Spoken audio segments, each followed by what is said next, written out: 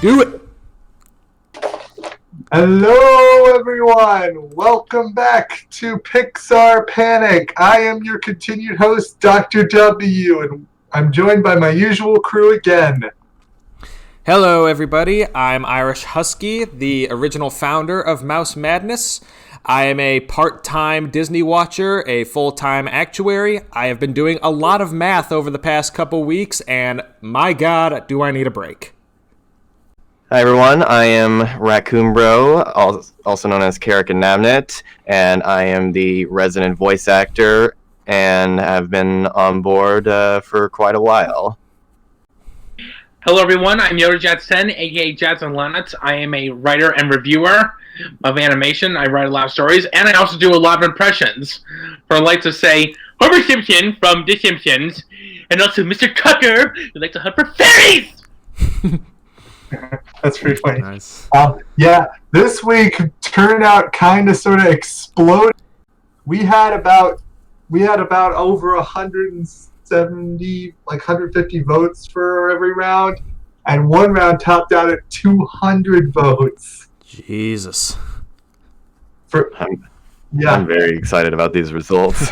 Yeah, we once again had Carrick retweet with his Game Grumps account with over 5,000 followers, and that was a huge bump.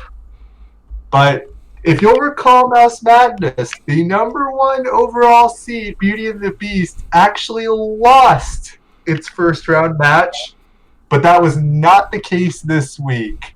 WALL-E beat A Bug's Life 193 to 24. Oh, that hurts. And I like WALL-E, but I'm glad, even though I love Bugs Life more, I'm glad it just put up a good fight. This was actually a moderately hot take for one of the forums I shared it on. Some people were like, WALL-E over Bug's Life? What?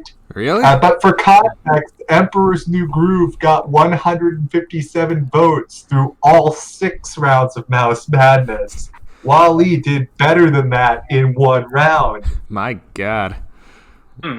How far we've come. Yeah. And then the next up, the 8-9 matchup. This one was very close. I was watching it like a hawk for the duration of the entire week. But up narrowly pulled through 104 to 85. Aww. Wait, what? It beat Toy Story 2, right? Yeah. Oh, man. I'm half and half on this because I love Toy Story 2, but I love Up even more, and I wanted that one to win. I'm glad We'll see what goes on with the Toy Story movies. So far, not looking good. Then we have our first upset by seeding. The number 13 seed Monsters, Inc. defeated the number 4 seed Toy Story 3, 117 to 65. Wow. Now, that's the one that surprised me the most, and it's my first prediction throughout this tournament that I've gotten wrong. Same. I was shocked too. I felt like it going up against the big one like Toy Story 3. I felt like this would be a blowout, but in the other direction. Right. I thought the scores would be flipped. Yeah. Well, I guess this means I can save my updated thoughts for Monsters, Inc. when we talk about it next week. Yep. Yay. Next week during the big game. Right. Yeah. We'll have our own big game. 4 for the price of 1 that week. All right. Then, for our next one, a less surprising matchup, but also involving a Toy Story defeat. Inside Out beat Toy Story the 4th, 119 to 47. Oh my gosh, Toy Story is getting creamed. But wait for it, those were all the sequels. This week, we finally get to talk about the OG Toy Story. All right. About time. Yeah, I know. We watched them all in the reverse order like I did with Dark Knight. I remember watching some in the reverse order once. It was season. It was the season 19 premiere of no wait, not the premiere. It was the season 19 finale of South Park. My Discord is absolutely completely going down the toilet. I don't know what's happening. Ooh. With South Park season 19, I watched the last 3 episodes, but in reverse order.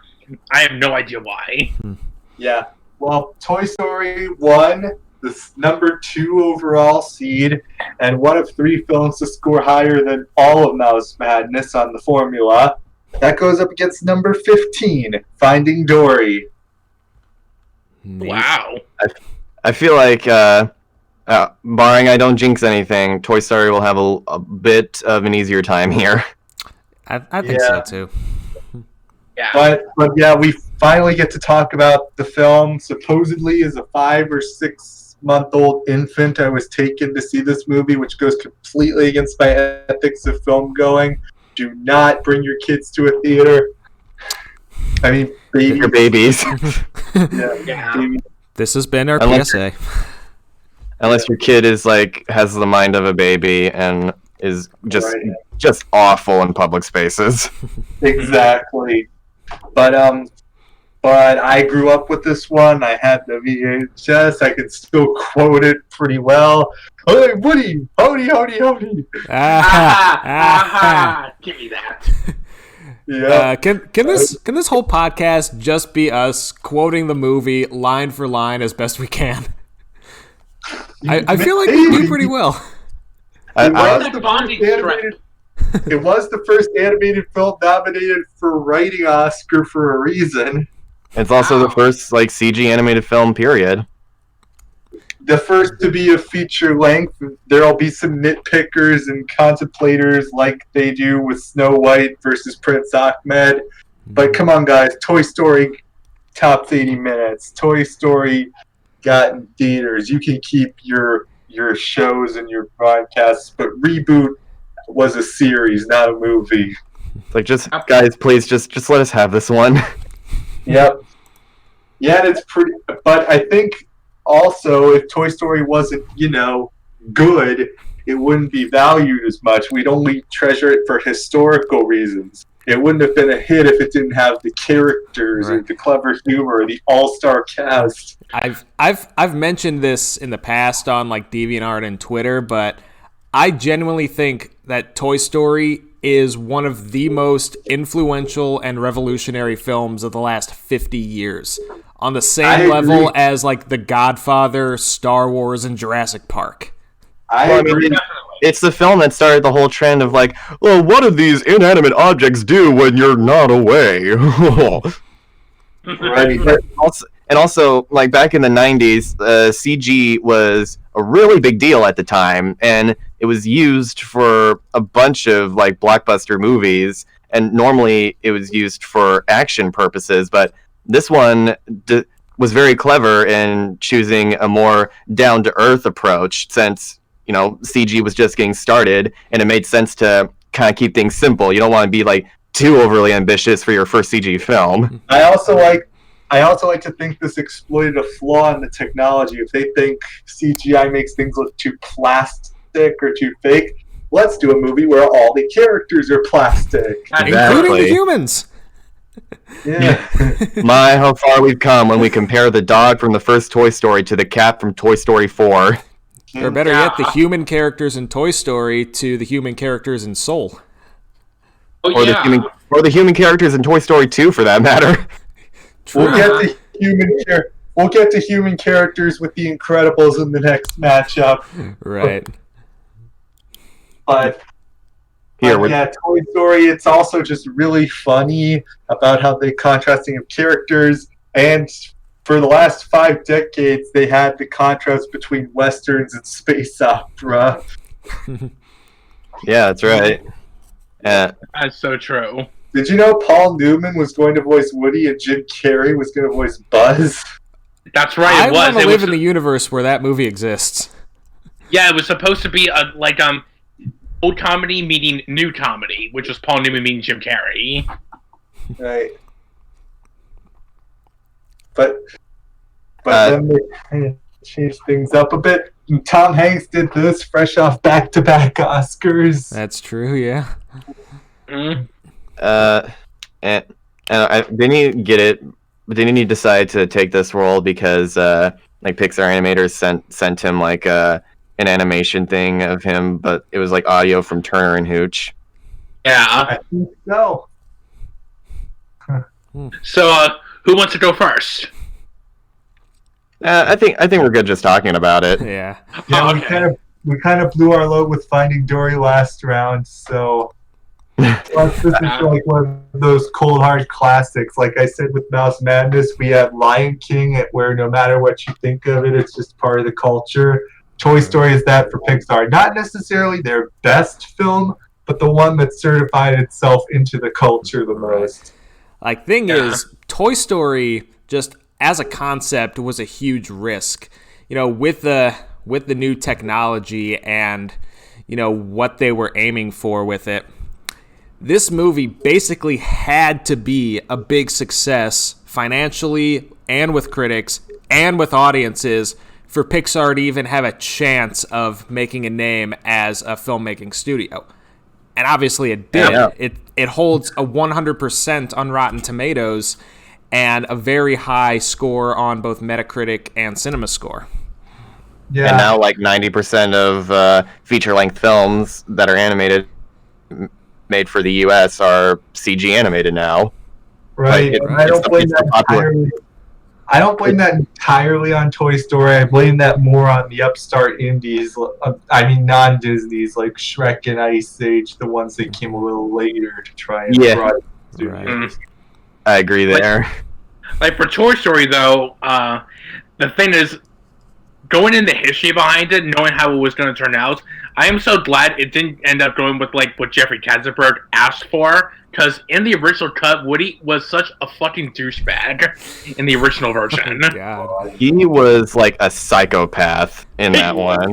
It was. While Pixar was doing, remember Pixar was basically indie at this time. So while Pixar was pushing the envelope, trying new things, getting all these people to make this stuff, Disney was stuck with Pocahontas. Yay! Yeah. And they really thought Pocahontas was going to be their big hit. Let's just say they got on the wrong horse twice. First with The Lion King getting the B Squad, and then with Toy Story totally mopping the floor. Yeah. It's just Bambi in Africa. It's no big deal.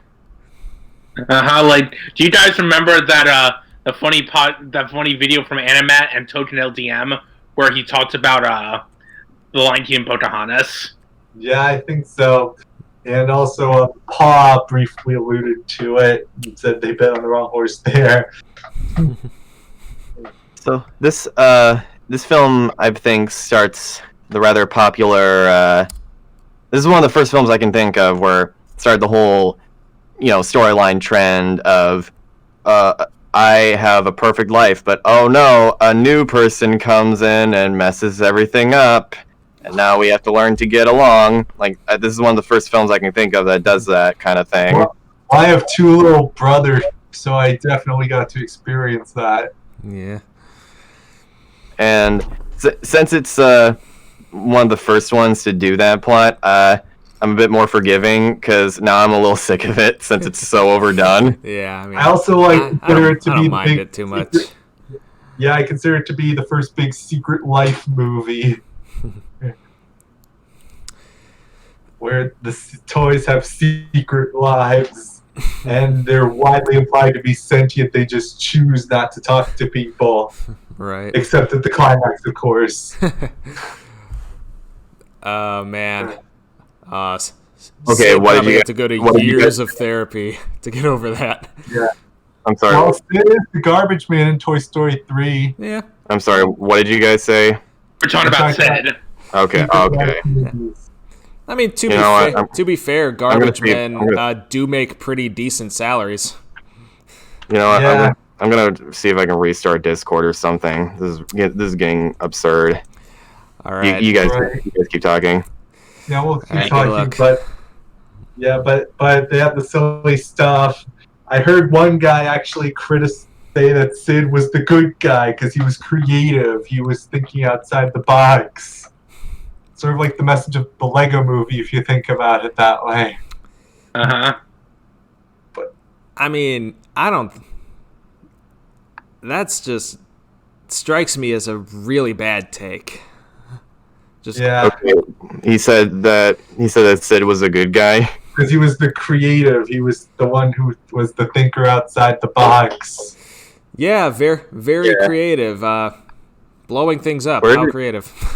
Where do you think he got all of those explosives? I want to talk to his mom. Those things should not be in the care of a child. That's just ridiculous. I mean, he basically like traumatizes his sister too by like messing with her toys as well. Yeah. She's all better now. Ah! Oh my god! Like, he's lying! Like, yes, Ed, good luck covering that up. I just like I find it interesting, just like when I was a kid, just seeing like just comparing Sid and Andy together. I was just like, wow, like for next door neighbors, like they are just complete polar opposites when it comes to like their behavior. Right. Because when you think about it, Andy there's not really much I would say Andy does wrong in this film. He's just like upset that his toys are gone. Right. And I guess like you could say that he was being inconsiderate towards Woody, but then again, Woody's a toy. Yeah. So it's like, what do you expect? Exactly. People were making that same argument against Bonnie in Toy Story 4. It's like, she's a kid, and these are new toys for her. She's not going to have the emotional connection that we as 20-somethings have. I do like the idea though that eventually, like at some point, Andy returns and like Andy visits Bonnie's house or whatever, and he's like, "Hey Bonnie, how are the toys going? How's Woody doing?" And she's like, "Who's Woody?" And he's like, and he just like gets really upset that Woody's gone forever. And it really destroys his life. He's like, I can't live on, and like he just like is like totally falls apart because he lost Woody. Oh dear. What have I done? I knew I should have taken him to college with me.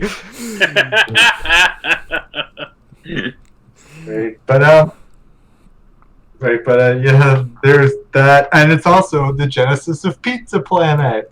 Yeah, that's a good running joke. One of my favorite fictional product placements. Yeah. I said it before with Onward, I always like seeing how creative people can get with making up fictional logos and fictional companies. They don't have to go the extra mile, but they do, and that's just great. Yeah.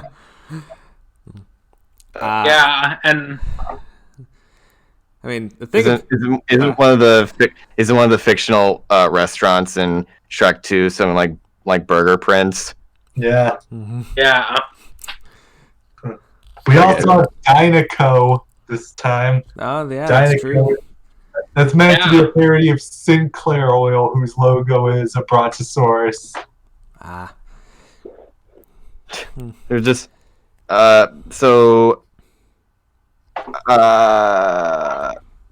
think my favorite scene in this movie is the part where Buzz sees the commercial for Buzz Lightyear and just like he has a like complete existential crisis over everything, and he just like completely goes insane. And I really like that character moments like that because you feel really freaking bad for him because it's just like entire worldview has been shattered like instantly. And they even included not a flying toy to rub it in.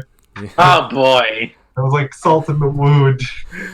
I love that how they make Buzz act like, you know, he's just had like 5 shots of whiskey. Even though he's just drinking pretend tea with Marie Antoinette and her little sister. No. What is happening with my Discord?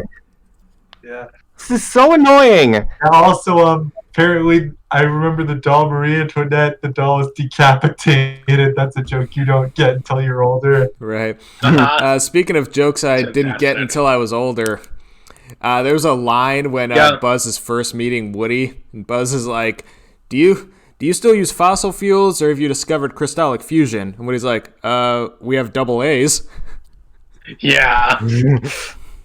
I also like the thing with Buzz like me and Star Giant often joked about. You know the scene where Ham asks Buzz, like, "So where are you from? Singapore, Hong Kong?" We came up with like a kind of like a pretty mean joke. Is when after Buzz finds out who he is, like when he's just feeling sad, we just put in the clip of Ham saying, "So where are you from? Singapore, Hong Kong?" Like just to make Ham look like a complete dick to Buzz. It's a reference to the toys being made in China and overseas. I think Buzz himself was made in Taiwan. Yeah. And he tries to seem all big and powerful, but he's really just reading the box. Yeah. Do you think is it ever explained why Buzz is supposedly the only toy that actually thinks he is what he is, or do you I think think that? it's just the phase that comes when you snap out of the box.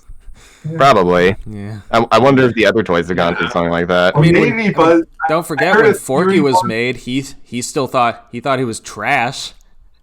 Yep. Yeah.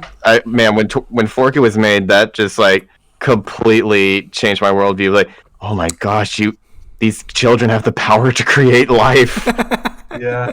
Yeah, I also heard a theory that Buzz has PTSD, but dude, they just opened the box. He would have PTSD a little after. Mm-hmm. I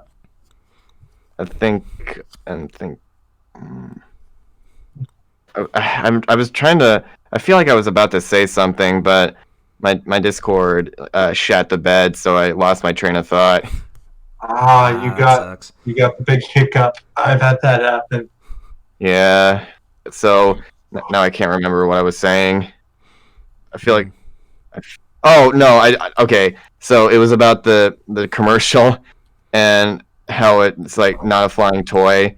I wish commercials were more honest like that, because I remember when I was a kid and I saw a commercial for Moon Shoes and I was really excited to get those, but when I got them, they were so boring. Like, you can't bounce on those things at all.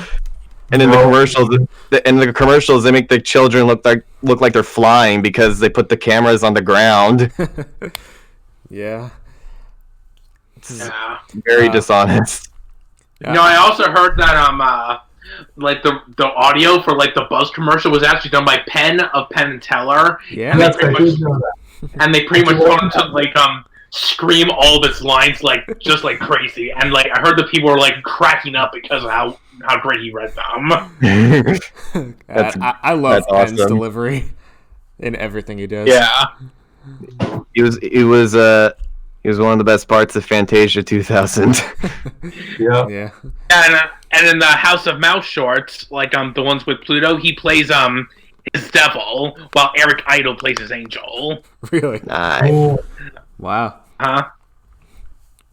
I wonder if they got Teller to voice anyone. Not that anyone would be able to tell, because he never talks. right. I have heard him talk once, like during a Neil deGrasse Tyson deal, but they didn't actually. But they purposefully blurred his face while he was talking. Oh, yeah.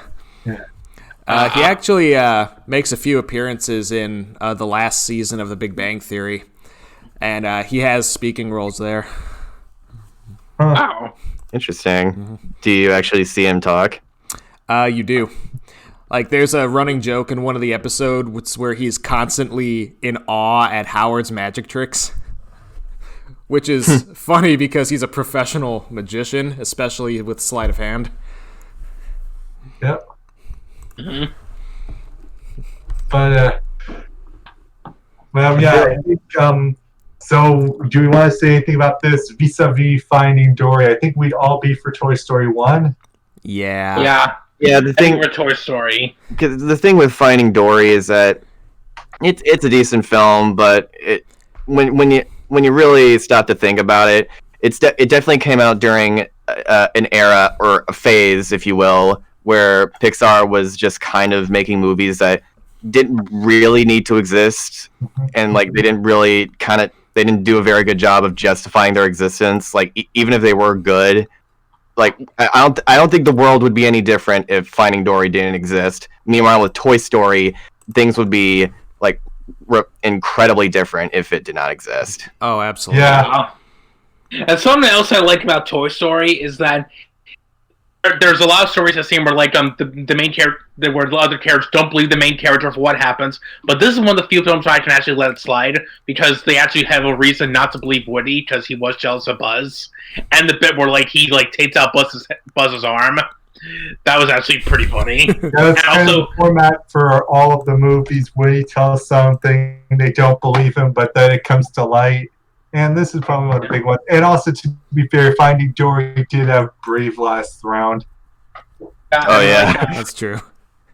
And also, it won 65-14 that round, but now it's up against the number 2 seed, so... Yeah, and, can we all agree, though, that Bo Peep is a completely different character in this movie when compared to Toy Story 4? Oh, Right. absolutely. yeah, he is. Like, I also like... No, you go. But I also like how the toys, when they realize they are wrong, they legit say, "Great, now I have guilt," and they try their best to help. They try to help Woody and Buzz get back on the truck. Exactly. So that redeems them in my eyes. Well, yeah. It's also reason enough. You also understand why they started being up Woody, because he literally kicked like the car off of the truck. Like that does not look good for him. Yeah, I'm like, Woody, I get what you're trying to do, but don't do it in front of them. At least explain what you're trying to do, maybe. Right. Yeah. I get that he's in a hurry, though. That's crazy. Also, no Goofy in this movie, but there is a Wilhelm scream. For the longest time, I thought the Wilhelm scream originated from this movie, because this was where I first heard it. No, it didn't. I forget what movie it did, but it was in 1960-something. The Yodel. But yeah, it was the first time I heard it too. But yeah, they probably weren't allowed to use the Goofy yell, so they went with the next best thing. I'm pretty sure Star Wars was the first time I heard the Wilhelm scream.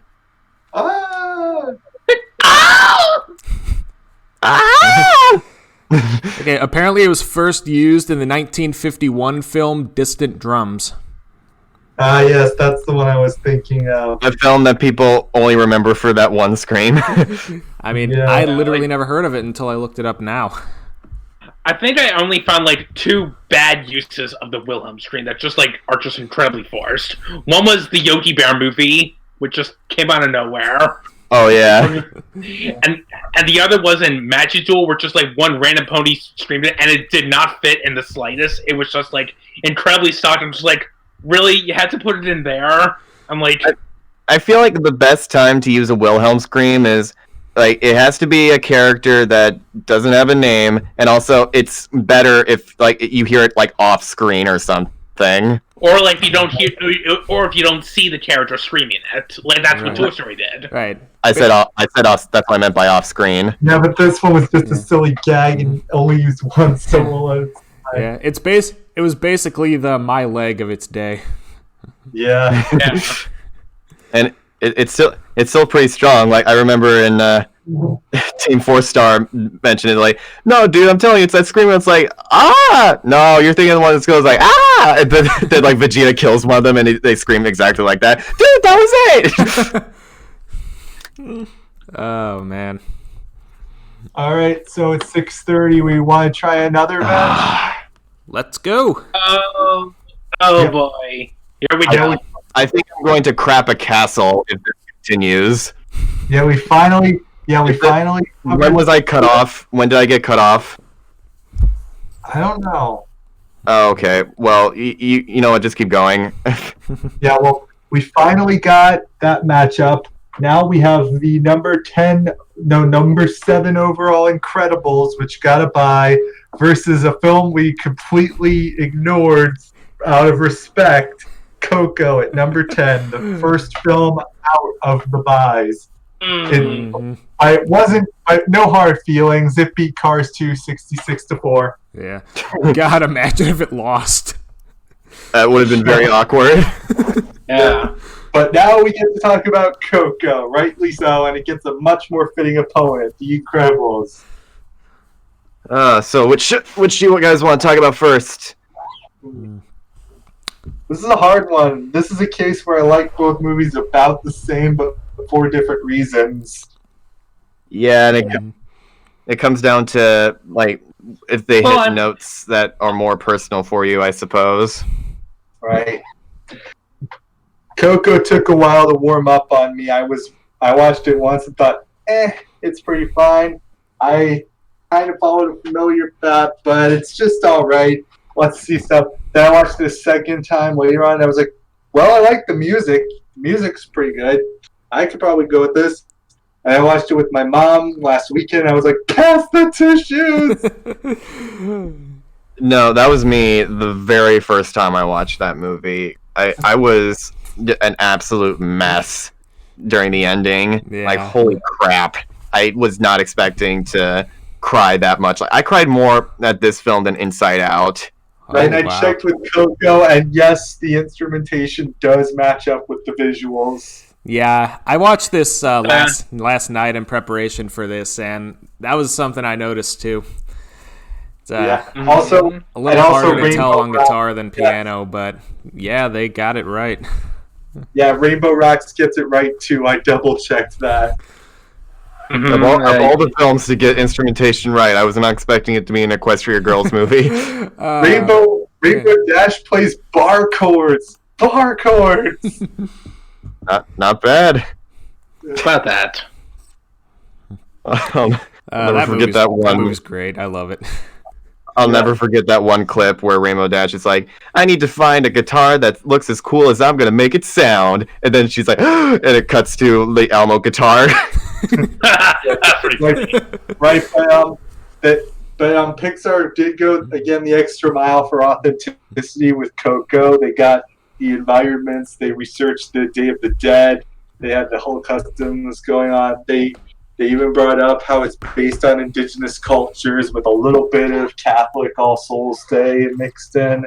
Thanks to this movie, I will always refer to the Day of the Dead as Dia de los Muertos because that sounds so cool.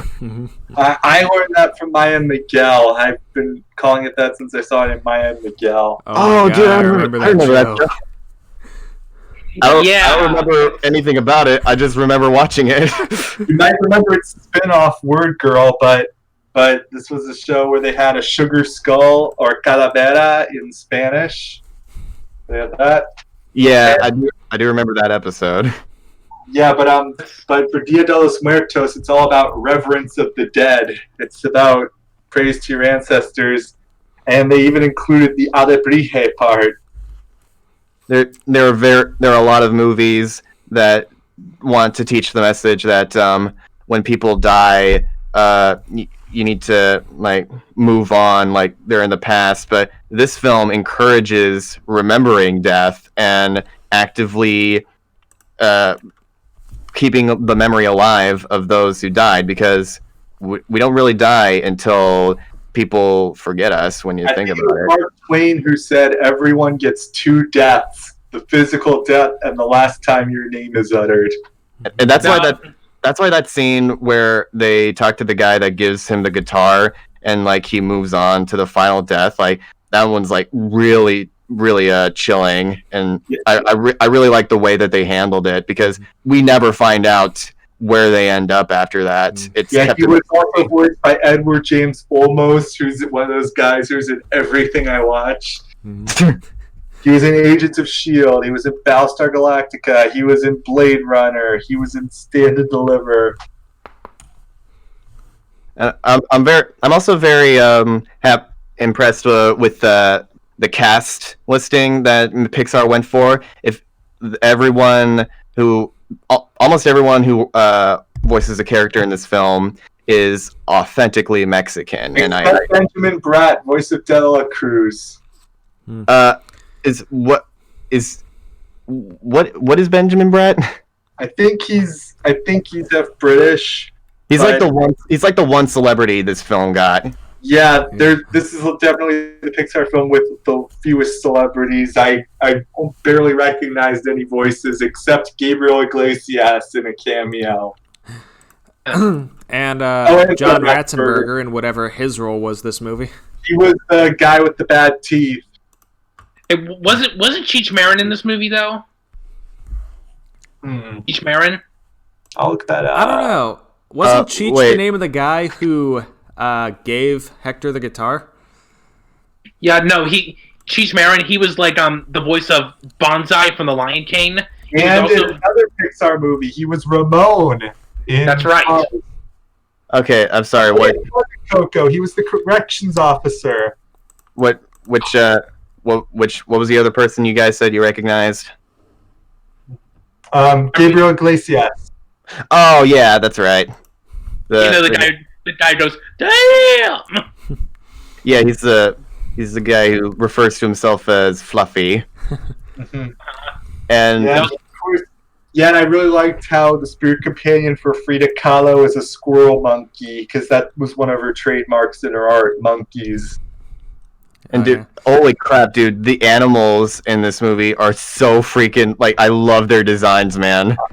Alebrije, they're spirit guides and created for figures. There's a very prominent one in the Netflix show Legend Quest.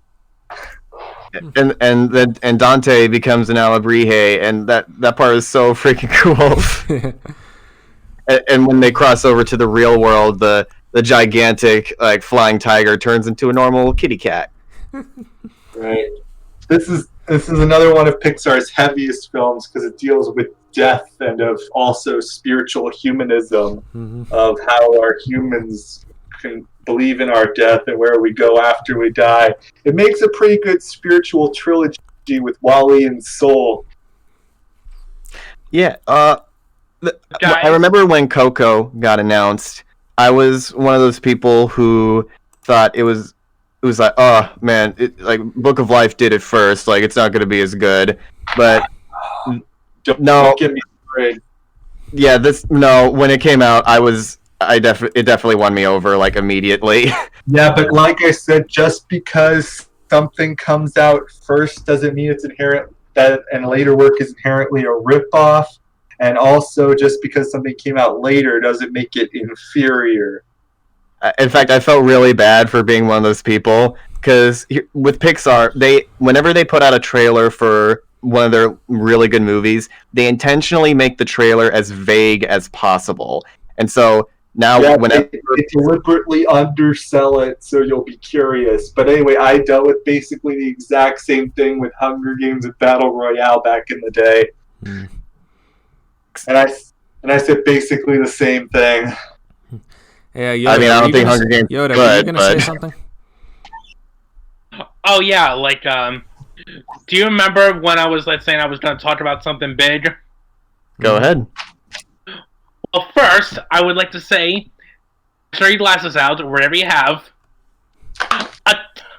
a toast to you, my podcast posse, my men Friday. We came into this podcast during such troubled times, and we filled it with love, and the joy, and the thing. And as we all know, a podcast without the love, and the joy, and the thing, is no for all, and so a toast. Let's all drink. Also, so I'm drinking it. Also, I think Coco's most overrated Pixar film. You what? Yay! There it is. There it is. I did an actual spit take. Oh wow! Oh man, really? Yes. Wow. Oh, sorry about that, Wes. It's all good. It's all good. Hope you didn't get that on your computer screen. Nope. I had a trash can. But hey, we've all had our hot takes. I've had my share. Okay. You guys want to hear it? Sure, go ahead. Okay, so let me first point out what I do like about Coco, because there are a couple things I like. First, the animation looks gorgeous. I really like how it looks. I love how in culture it is. I really do like it. I also like I like the character of Hector. I think he's a legit good character. I like the art that he goes through. And I also like when he reunites with Coco at the end. That was really nice. Aww. And I also think it could be pretty creative. Although I feel like it could be more creative in spots. There's a few things I like. Okay, now what didn't I like? I don't remember a lot of the characters that much. I don't really remember a lot of Miguel's family. I don't remember I didn't really like his human family, especially the grandma. Like, I felt they were like a bit too hostile towards him. It was a point where I'm just like, kid, you might be better off without them. Like, I know I sound like a horrible person for saying that, but I'm just like, I don't really like Miguel hanging out with this family. And and then later, when he goes to meet like his dead family, like throughout the movie, they're like encouraging him, they're like forcing him to forget his passion, and like they're chasing him throughout the movie, and like just didn't really create that much of a pleasant feeling towards me. And like another problem I have is like it's a twist villain. We know what's gonna happen. I'm just like, this is around the point where I'm just like, okay, I'm starting to get really sick of this. But at the same time, like I didn't hate it. I thought it was just okay. Like, and Miguel, like I think he could have been more better as a kid character. Like, even though I've seen like so many good kid characters, especially in recent years, like with Spike, like the Crusaders, like Steven Universe, even characters like Sprague from Amphibia, or even like the kids from Big City Greens. Like these are all good kid characters, but with Miguel, didn't really see that much of a like as in one of the great kid characters. I felt like he could have been stronger. But other than that, like I think it's just an okay film. But I will say this. I'm glad it won the Oscar, because if the Boss Baby won the Oscar, I don't think I would ever sleep again.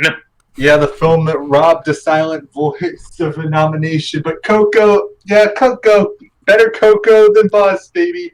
Also, Good Thing Remember Me is an easy song on the guitar. Never forget that Captain Underpants is considered a worse film than The Boss Baby. Yeah, I'm just like, of all the, like, Lego Batman, Captain Underpants, we're not going to nominate those films. I'm like, you're going to nominate The Boss Baby? Yeah. Like, really? You had Coco, which was a good Pixar movie. You had Loving Vincent, which was a technical achievement. You had Ferdinand, which was all right, I guess. Yeah, it's fine. Yeah. At least it's not like it doesn't actively make my brain hurt like Boss Baby. At some point, I'm going to have to watch that movie just to see what all the fuss is about. John Cena as Ferdinand. No, Boss Baby.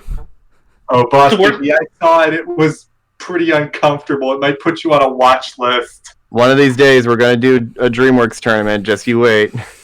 It's going to happen. I'm just saying, the Boss Movie is the worst movie that I've ever seen in my life. Well, that's not a shining endorsement. Now I'm scared. Yeah. Be afraid, dude. Be very, very afraid. Then someone was like, "Ooh, what about My Little Pony movie?" I'm like, no, I don't think that one should have been nominated. Nah. I'd go with Captain Underpants over that. Lionsgate didn't even push it. They didn't even put it in the hat. It's like, I'm just like, it's a good movie, but it's not that good. Yeah. I'm like, I feel like My Little Pony movie should have gone to like a better distributor, someone who would take care of it. Like, I should have seen it like on with like Warner Brothers or Disney. Like, even though I don't like the movie, I feel like it should have been like handed to a better company at least. Right, put in better hands. That would have been good. But you had all that. Coco was a pretty good choice, and a lot of the people who are in the film are actual Mexicans, so points for authenticity. And Yeah, I like that. Yeah, and I did like the part at the end where they put all the pictures up. Yeah, I also like how okay, what did you guys wait, what did you guys say? We like talking about where they put all the pictures up. Yeah, okay. Oh, right. The ofrenda. Yeah. I also like how when Hector reunites with Coco at last, like she's like incredibly old, like an old lady, but he still hugs her and picks her up as if he were like his young daughter. And I'm just like, that is the kind of weird, heartwarming stuff that I love to see from PIXAR. Like, that's the kind of stuff right there. Yeah. That is the part that really got me the most. Yeah, Honestly, just having all when you these think skeletons and all this creative world they're in, and the interesting things they do with the lighting. When you think about it, it almost kind of behooves you to die a little younger and like not live too long, so that way when you're in the actual dead world, you can like be at your prime. Yeah.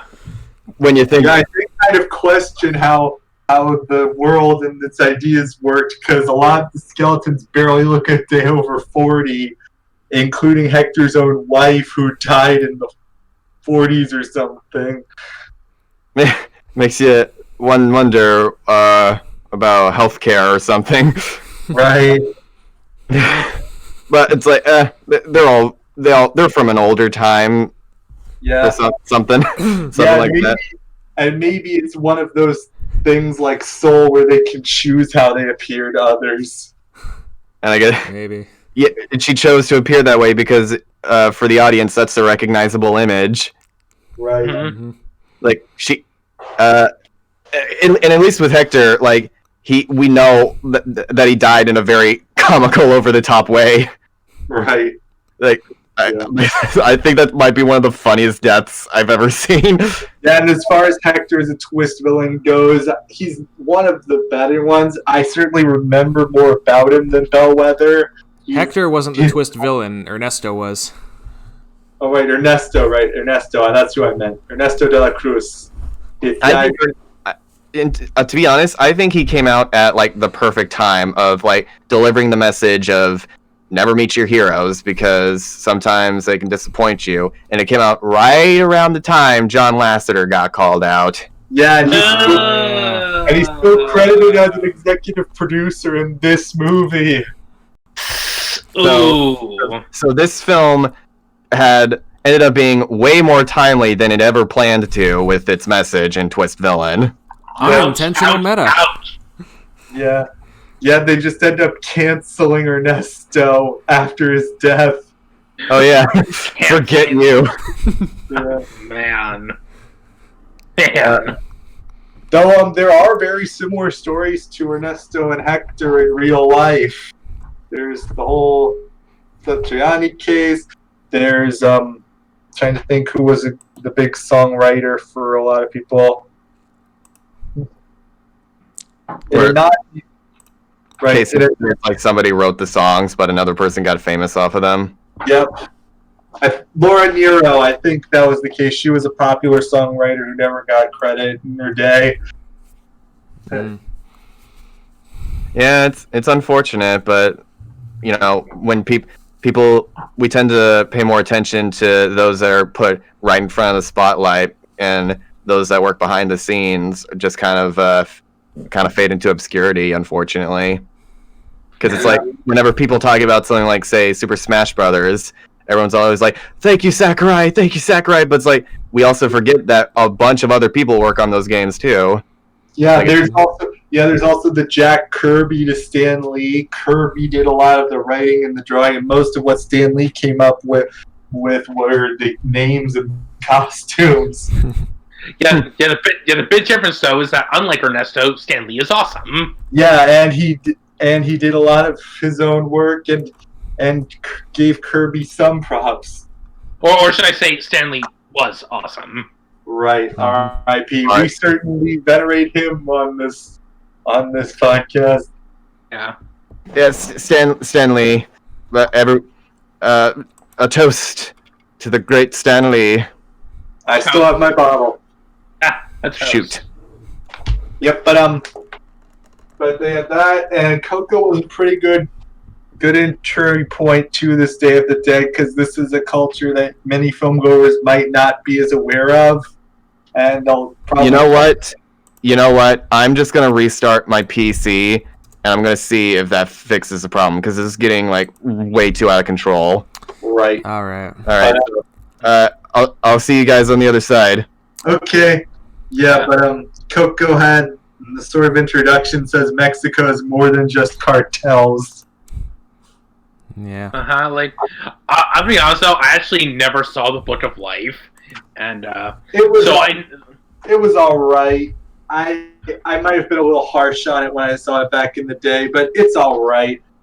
Although to be fair, like, I'm kind of nervous to watch it because, like, I know the guy previously created El Tigre, which is a cartoon I do not like in the slightest, but I've heard that it's better. I've heard that the Book of Life is better. And Jorge is a genuinely nice guy, so there's that. Yeah. So we ready to move on to Incredibles then, or we have more to say about Coco? You back, Carrick? I saw you light up. Can you guys hear me? I can hear you. I can hear you. Okay, yeah, I'm on my phone right now. Must have just been a tech clerical error, like when I got the blue screen of death that one time. Mm-hmm. You know what? I'm just going to do the rest of this podcast on my phone because it's probably going to be a lot more reliable. Okay. Right. Well, we're about to transition to The Incredibles. Oh, one last thing about Coco. There was this one scene that actually had me rolling around laughing. It was when Miguel's dead family was showing him to, I think it was to one of the security guards, and his lower jaw just falls off. Oh yeah, that one. I laughed at that too. I will say, my favorite gag in Coco was when this one guy said, "Oh, I'm a huge fan of you. Like, hell, let me take your picture with you." And he like tapes off his head so the guy could like hold it. I'm like, that was a creative thing. That was a creative joke. I really like that joke. That was good. And like, they also did. I feel like they also did a good job of kind of being very subtle about Hector's real relationship with Ernesto. Like that one part where he's like, at first Miguel wants to play Remember Me for the talent show, but he's like, no, you're not playing that song. But he actually does give a pretty good reason as to why he shouldn't, because literally everyone else is playing that song. Mm-hmm. All the different ways I also like when it, he's with bottles. I also like when he's playing the Juanita song. He changes one of the lyrics. That's not how it goes. There are children here. Yeah. Yeah, he's doing the Kids Bop version. That's right. This, I think, yeah, I guess I can't really think of much of a defense at the moment for the things that Jackson said about Miguel's family, because I know that that's a bit of a hurdle that this film kind of has to go through when it comes to selling it to people. Like, like you gotta. Yeah, like my problem is like the part where like the grandmother takes a guitar from Miguel and just smashes it, and he's that just was like heartbreaking. I felt that one. I felt like I was smashed like the guitar. Yeah, I'm just like, that's the part. I'm just like when Miguel said when to smash the guitar, when Miguel says, "I don't want to be in this family," I was just like, good. I'm like, yeah, get away from them. Yeah, I'm like I wouldn't be so harsh that even near the end when he's trying to like get his like Coco to like remember something, his grandmother says, "Apologize to her right now." I'm just like, oh, come on, he's a kid. I'm like, what the hell? I know they like change instantly, but this time I'm just like, yeah, like I don't really see the change here. Like they were kind of like they were like treating this way throughout the whole movie. It's like it was a little bit like hard for me to sit through. Not as bad as like Buck Cluck from Chicken Little. Not that bad. No, not that bad. But it was like around that kind of time. I see what you mean. Yeah, but like it's funny because your movie sucks. Your movie sucks. When he talked about Coco, he actually preferred the first 20 minutes of this movie, and then once it moved to the world of the dead, that's when the movie kind of started to lose him. Really? How about that? So he has like a complete opposite opinion. Yeah, but like but what it said, like, even though I think Coco's overrated, like I don't hate it. I think it's a fine film. I just think it just needed a little bit more of a tweak, something like that. Yeah, fair. Yeah, I see what you mean. Right, so we ready to talk about Incredibles? Sure. Okay. I want to say real quick about The Incredibles.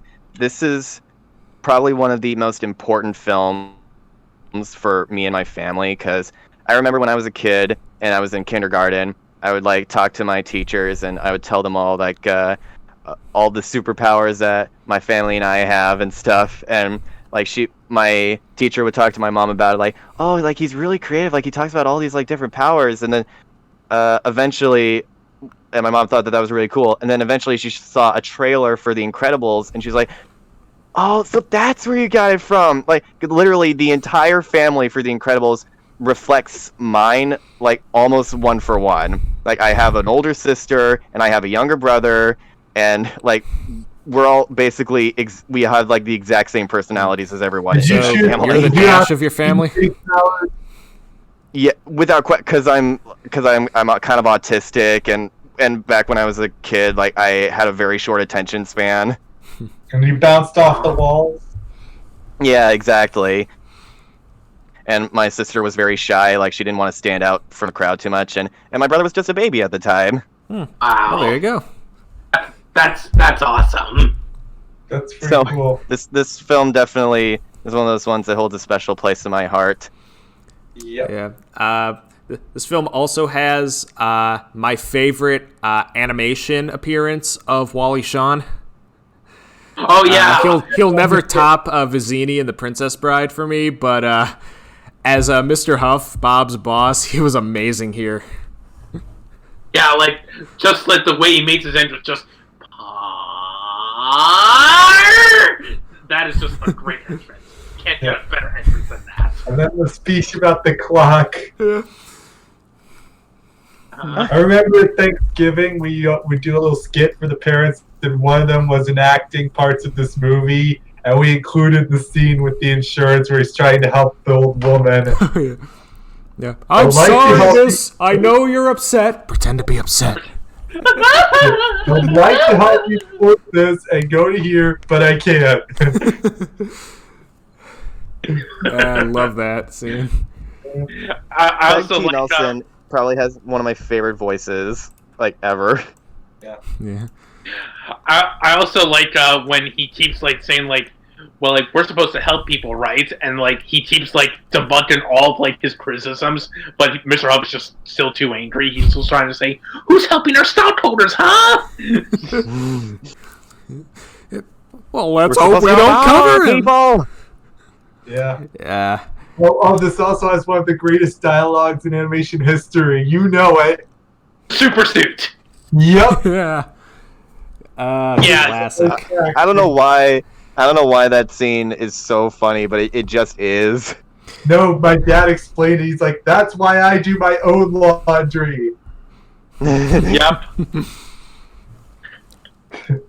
I just want to see the recording of Samuel L. Jackson doing that line, because those are just too funny. Man. There's something about. I like to imagine one of the outtakes. He just drops some motherfuckers in there. Right? Yeah. Maybe even a couple N-bombs. Yeah. Yeah. Oh, I like to cut it down because it's a PG, but Frozone in general is just like incredibly funny in this film. Yeah. Like I especially like when they were like in that bank, they landed in the bank, and when the alarm went off, he just goes, "Oh no, that ain't right." I wanted to go bowling. We look like bad guys, incompetent bad guys. That is one of the few things I think Incredibles 2 does better than the first one. The fact that we get more Frozone is always a plus. yeah. Oh yeah. Yeah, I love how he might not have this. I love how he freezes a bullet as it's coming out of the gun. That's cool. Cool. I'm pretty sure cool. that's not how it works, but whatever. Don't worry. Eventually,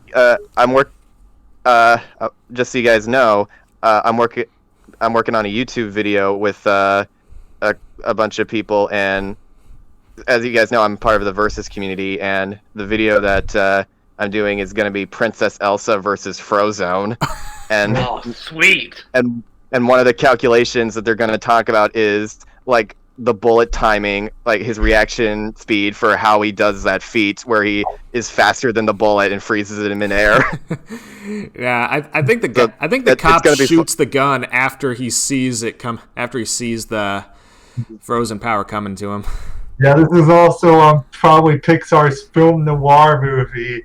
It's about the investigations of the higher ups, and it has some manipulation tactics. But we also now talk about one of the great Pixar villains. You know who he is.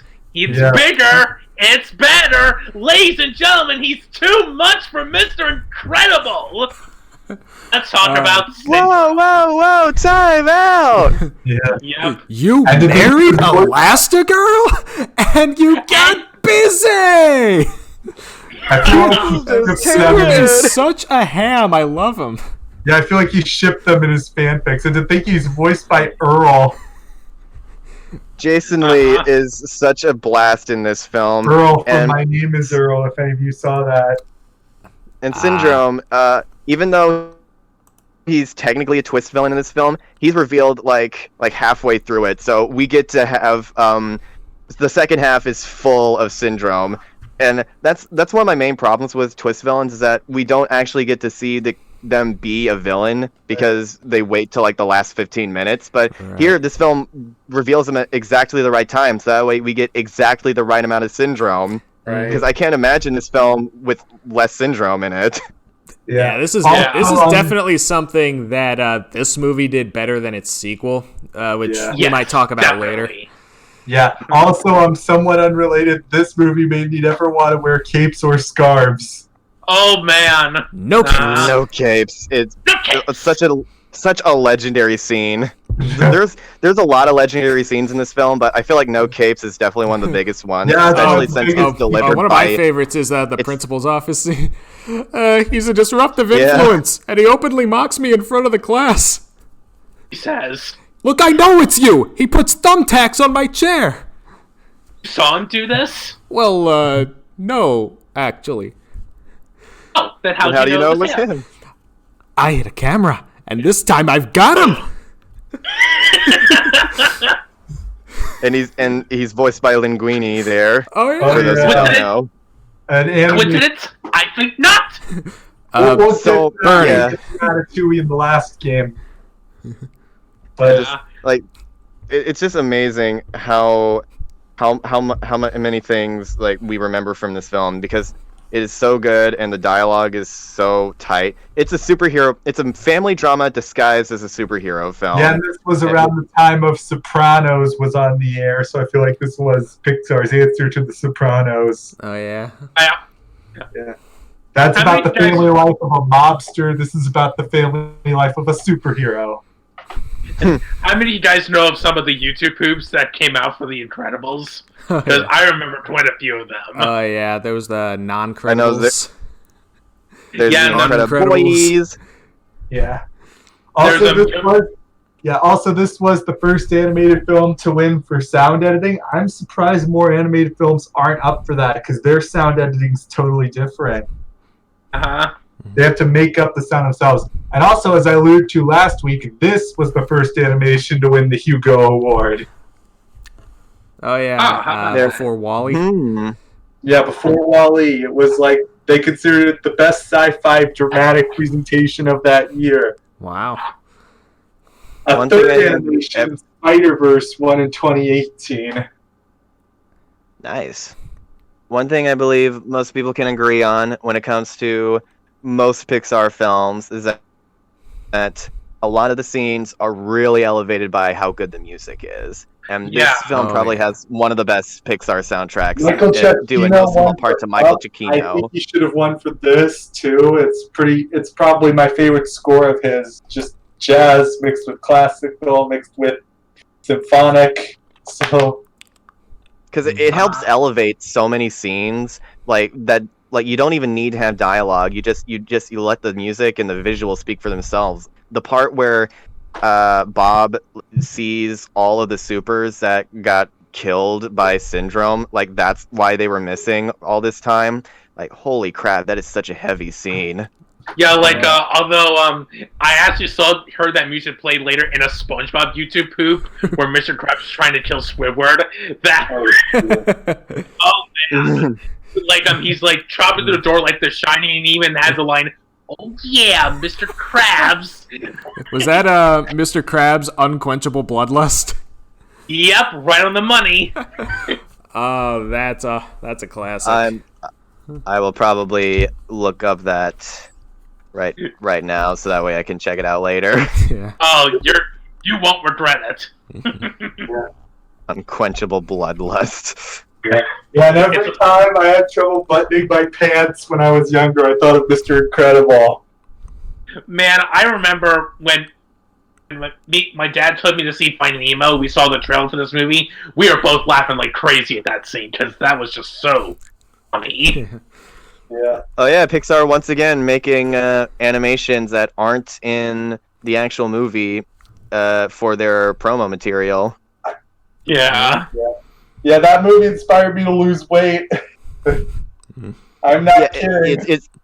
It's really cool. Just that whole montage of Bob getting more in touch with his family and also like trying to self-improve. Like that kind of stuff is really inspiring to see. Weight training with trains. Yeah, I mean, when you have superpowers, you gotta like go a little bit above and beyond. You're not gonna lose weight just by lifting dumbbells when you can lift a building. I also like the very brief scene where Bob like throws a football like miles away and Dash, because he's so fast, still manages to catch it. Right, that defies the laws of physics for sure, but Physics in a superhero movie. Yeah. What do you expect? right. An animated superhero movie, no less, which I am very angry that there aren't more of, because superheroes, I feel like, I mean, yeah, there are the direct-to-DVD ones that DC does all the time, but I want more stuff like this with the. I'll be blunt, better animation. Or what about something with the comic book aesthetic, like Into the Spider-Verse would later do? Well, we don't have enough of those either. Yeah, that would be good. I'd like. Mm-hmm. And you know the story, Brad Bird voices my favorite character, Edna Mode. Mm-hmm. Lily Tomlin was going to be the voice. Yeah, it was because when he was reading the storyboards, he was just doing the voice for that, and he did such a good job, they never thought to hire another. I love stories like those. No kids. Yeah, Lily Tomlin herself said, "Why do you need me? You already got the perfect voice." Ironically, she would later do Aunt May in Spider-Verse. Lily Tomlin, I do really love her, but I can't imagine anyone else doing Edna Mode. Yeah. That's just an iconic voice. Because Like, apparently she's based on famous Hollywood costume designer Edith Head, and it kind of shows. Yeah. I would like to bring up one of the criticisms I've seen thrown at this movie's message, where it implies that talent and success, like something like that, we're born with it, because like super is like you're born with powers. But I'd like to bring up the fact that Edna Mode and Syndrome exist in this movie as like two people that don't have superpowers, but ended up taking their lives in completely different directions, because Syndrome decided to become evil, whereas Edna Mode used her like inherent talents, like despite not being super, to be successful anyway. So I think that I feel like that completely destroys that. I think that destroys people's criticism when it comes to that. Yeah, I always felt like people were reading way too deeply into this when they talked about that, like, beautiful mind territory. It's about making the most of what you have, regardless of the abilities you're given, and about balancing out the responsibilities that you have with this. If it were about being born gifted and using it for your own gains, then we wouldn't have the character arc of Bob becoming a better father as well as a superhero. Mm-hmm. yeah. Well, I mean, you go ahead. You got that famous line that Syndrome says, "If everyone's special, then no one is," and Exactly. that makes me think. That really makes you think. Mm-hmm. Like, well, I wouldn't say The Incredibles is like my favorite of the PIXAR films. Like, I really do like it. Like, I'll talk more about why the sequels better. Like, but I do really like The Incredibles, especially like how it is. I do like what it does with its story. I love the villain Syndrome. I think he's really great. And I love the music too. But like, I do wish it would have spent more time with the family though, not just on Mr. Incredible. That was just like one of my big problems with it though. Yeah, Sam. There's one thing I do want to bring up that's kind of more personal to me now, and it's of course the irony of Bob as a non-super working in insurance, because that's a place where he's supposed to be able to help people, but the insurance company is constantly turning people around in circles and helping themselves more than them, and that kind of hits hard for me now, because I do work in insurance, like, as a career. And Oh, I can only hope the company I work for isn't as backhanded as Insuricare is. Right. I'm not the guy. big I'm not the guy who conglomerate. writes policies. I don't have the credentials to do that yet. But yeah, I Man, really, imagine if like we're talking about this movie right now. Imagine if Bob's job was like in stocks or something. Oh dear. in stonks. Yeah, because like have you heard the like news about stocks recently? Meme stocks. It's been everywhere. Like with GameStop and all that, and and once again it shows like how corrupt people are. Yeah, they tried to shut it down. It was the one thing that united both parties this year. Yeah, everyone hates Robinhood for good reason. Yeah, but yeah, sort of like that. Incredibles was a movie that I kind of had to grow into. I remember thinking it was kind of boring at first, but then after I grew up, I graduated high school. I'm like, okay, now I can relate. This is my life now. This is what I'm doing. Yeah. I can understand if people think that maybe this is a bit too adult for kids, but I feel like it's good to have these kinds of family movies every once in a while it was the first Pixar film rated PG for good reason. Yeah, and like with age, we understand the of like for example, the relationship between Bob and Helen a lot more. Like like the scenes where they're like playfully touching each other's butts. Oh Yeah. dear. that completely flew over my head when I was a kid. Yeah. I will say there was also something funny I saw on YouTube. They took on the scene where Bob and Helen are arguing, but they replaced it with just 2 Sonic clones of Sonic the Hedgehog. Yeah, and they're voiced by Penny Parker from the Real Time fan dub. Yeah. Also, we miss you, Roger Craig Smith as the voice of Sonic. We still miss you. Yeah. Yeah, I'm hoping that the reason he announced that is because I hope he's in one more thing and like he just got done recording it, because I would be very upset if his last role as Sonic was in Sonic Forces. But at least he retired on his own terms, so yeah. But and they also, the same people that did that Sonic video, they also did a similar one for the Where's My Super Suit with Sonic. And Really? Yeah, and he's talking to Amy Rose. That's pretty funny. Yeah, definitely check that one out if you haven't. Yeah. But yeah, that's not the only Incredibles film up here. Are we moving on? Sure. Should we give our votes? I guess we should probably say which one we like more. It's kind of really gut hard. call again. I said I like them both the same, but in different ways. I think I ended up going with Coco, if only for sort of recency. This is an interesting one that both films I kind of had to grow into, but I think I went with Coco because I kind of got a little bit more invested in it this time around. Yeah, I'm kind of on the same boat. I like both of these movies a lot for different reasons, and I tend to go with the one that gives me more feels, because I like it when movies can do that. But yeah, Coco is definitely a movie I want to watch when I want to have a good feel, and Incredibles is a movie I want to watch when I want something more exciting and, popcorny, if that makes sense. Yeah. Yeah, I get you. Yeah, I think Yodajax, you were in the Incredibles camp. You made your peace with Coco. Yeah, I think Coco is a fine movie, but The Incredibles gets my vote. Even though The Incredibles, I think is a good movie too, I still think it's a lot better than Coco. But even though I enjoy The Incredibles sequel a lot more, but we'll get to that later. In fact, that's the very next match. That's a good Yep. segue.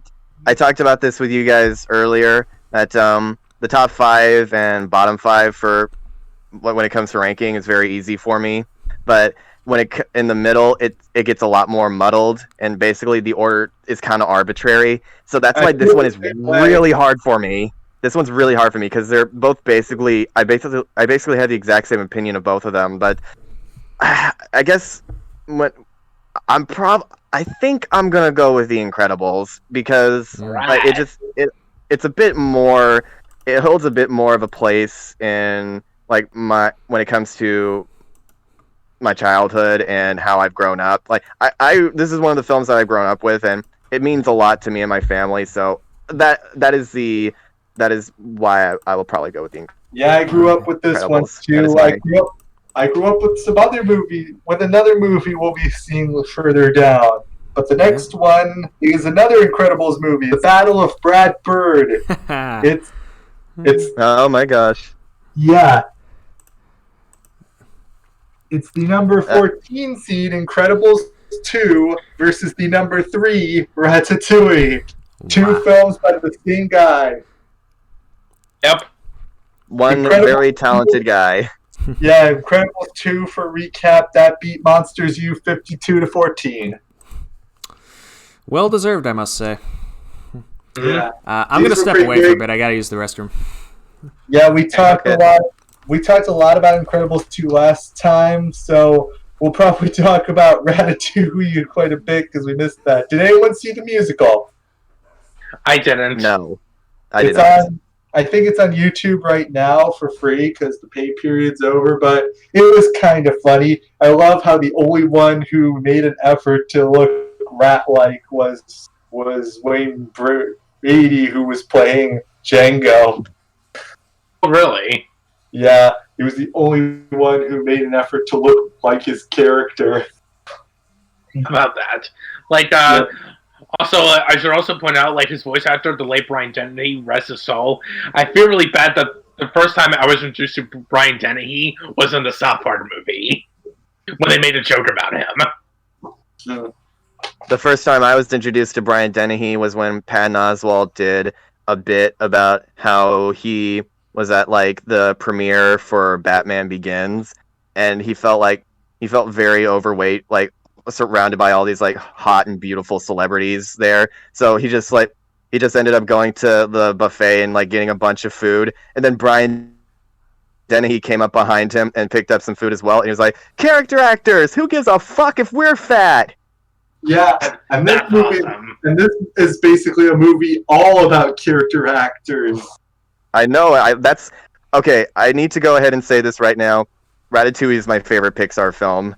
Like, It's up there for me. I like it for its message and its creative process. It has star power, but again, they're all character actors. Pat Oswalt, Ian Holm, Peter O'Toole. Heck, Lou Romano does Linguini. He's an animator who got promoted. And you also got Brad Garrett doing a pretty convincing French accent too. Yeah, and Colette is voiced by the bowler from Mystery Men. I can never pronounce her last name. Janine Garofalo. Garofalo, that's right. I just know her as the bowler. Janine Garofalo's Expedition. Yeah. Mystery Men, Incredibles before Incredibles. Like, the crazy thing is, like, I keep forgetting that Bilbo Baggins was the little chef, because like the voice he gave was like incredibly good. Like, I barely even recognize him. Yeah, same. It sounds nothing like him. He did a lot of good disguising. Ian Holm. You know, funny. I literally just watched Lord of the Rings like a couple days ago, like for the first time. Awesome. And now I'm not sure when I want to watch the other ones because it's watching Lord of the Rings is a major time sink, and I got to do it when I have free time. Well, what did you think? Spring break. It was Lord of the Rings. It was really good. It was really good. It was Lord of the Rings. Awesome. I didn't realize how many like famous lines come from that. I didn't realize that "So you have chosen death" comes from that movie. Oh yeah. One does not simply walk into Mordor. So you have chosen death. I will say though, if you want a huge laugh of Lord of the Rings, I highly recommend looking at the VeggieTales parody of it, Lord of the Beans. That was that was funny. Of course, VeggieTales did a parody. But Ratatouille is pretty much like the movie about the creative process. If you're into art, if you're into making stuff, this is your thing. Yeah, this is definitely an artist's movie. Yeah, I kind of felt like Remy at times, just trying to get stuff going. Nobody appreciates me. I quote this movie all the time also. I say things like, food is fuel, don't pork it down. Yeah. And there's also that one of my favorite like dialogue exchanges is that it's not stealing if nobody wants it. If nobody wants it, why are we stealing it? Yeah. And even though this one isn't as a whole isn't as big an adult as Pixar, it definitely contains the most adult scene in any Pixar movie. Where Ratatouille tries to get Linguini drunk and confess. Yeah. Yeah, I didn't really understand that scene when I was a kid either. Like I did, like what?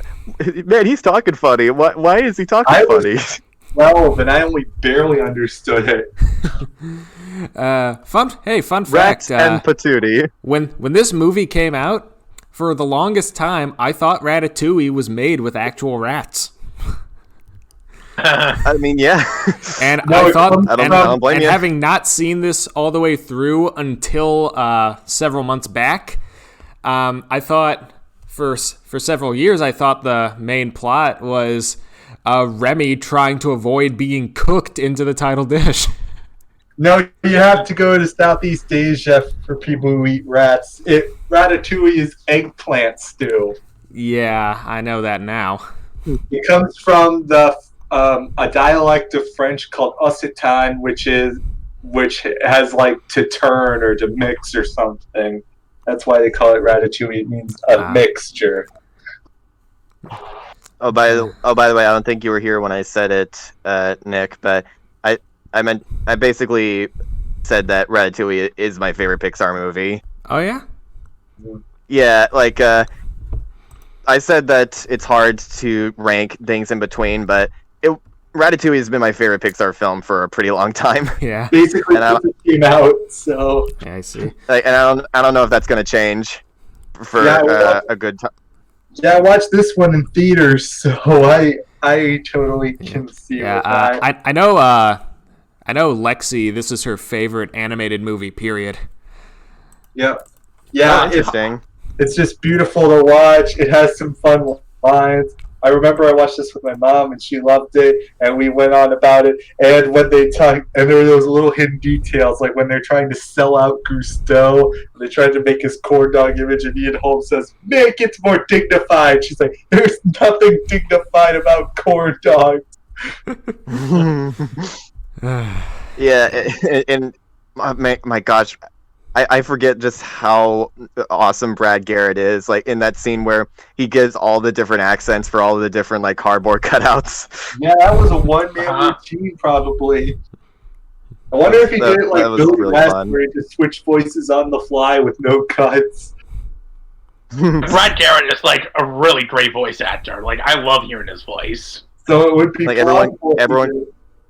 Everyone got upset with all the like recasts for that live action Winnie the Pooh movie, but Brad Garrett actually does a really good Eeyore impression. Yeah, like, and what also fits is that he also did Eeyore for like a computer game for Winnie the Pooh back in the '90s, so it fits. Yeah. Yeah. Mhm.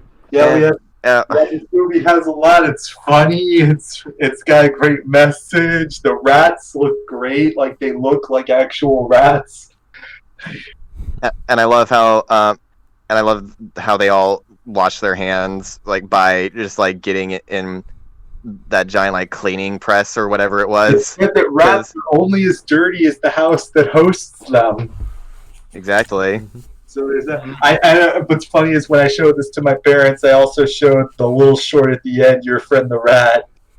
That is a great short. Yeah, just how. I'm still so happy that Patton Oswalt was Remy because he does such a great job. And mere weeks after this movie premiered, he was on SpongeBob as the original Fry Cook. Jim. Yeah, I know. Really? It's so fitting. Yeah. And although it's one of the few problems I do have with this movie is that the pacing like towards the middle is a little weird because like Remy doesn't talk for like a solid 40 minutes, which is a little odd. That is actually kind of an issue I do have with it too, because like it's Patton Oswalt. He's like a really funny dude, and like I even liked him in the one episode of My Little Pony where he was Quibblepants. I thought he was really funny as Quibblepants. Oh, I do remember. back in the day, I remember when you, Nicholas, you made a joke that you hated that episode so much that you would refuse to watch Ratatouille because you just couldn't handle hearing Bubble Pants' voice anymore. Yeah, I forgot about that. That didn't come across the best. I've come around on that. I still can't stand that episode. I knew obviously you were like over exaggerating, but I'm glad that you eventually have watched it because film.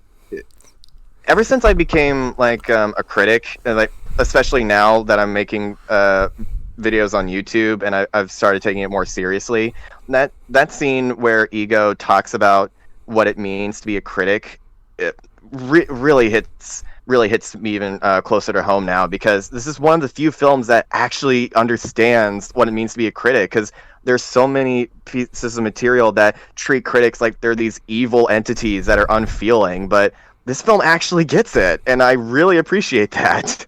Oh, you mean like a Fame and Misfortune? Yep. Mm-hmm.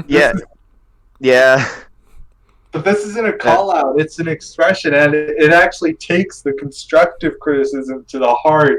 And at the end, that's like one of the great movie speeches. I'd put it up there with The Great Dictator. Mm-hmm. And because it's right, like whenever we dunk on films like Shark Tale or Chicken Little, at the end of the day, a review of those movies has a lot less like creativity and passion put into it than those films. Like, because like there's a lot more risk that goes into making something like Chicken Little or Shark Tale, even if they're bad.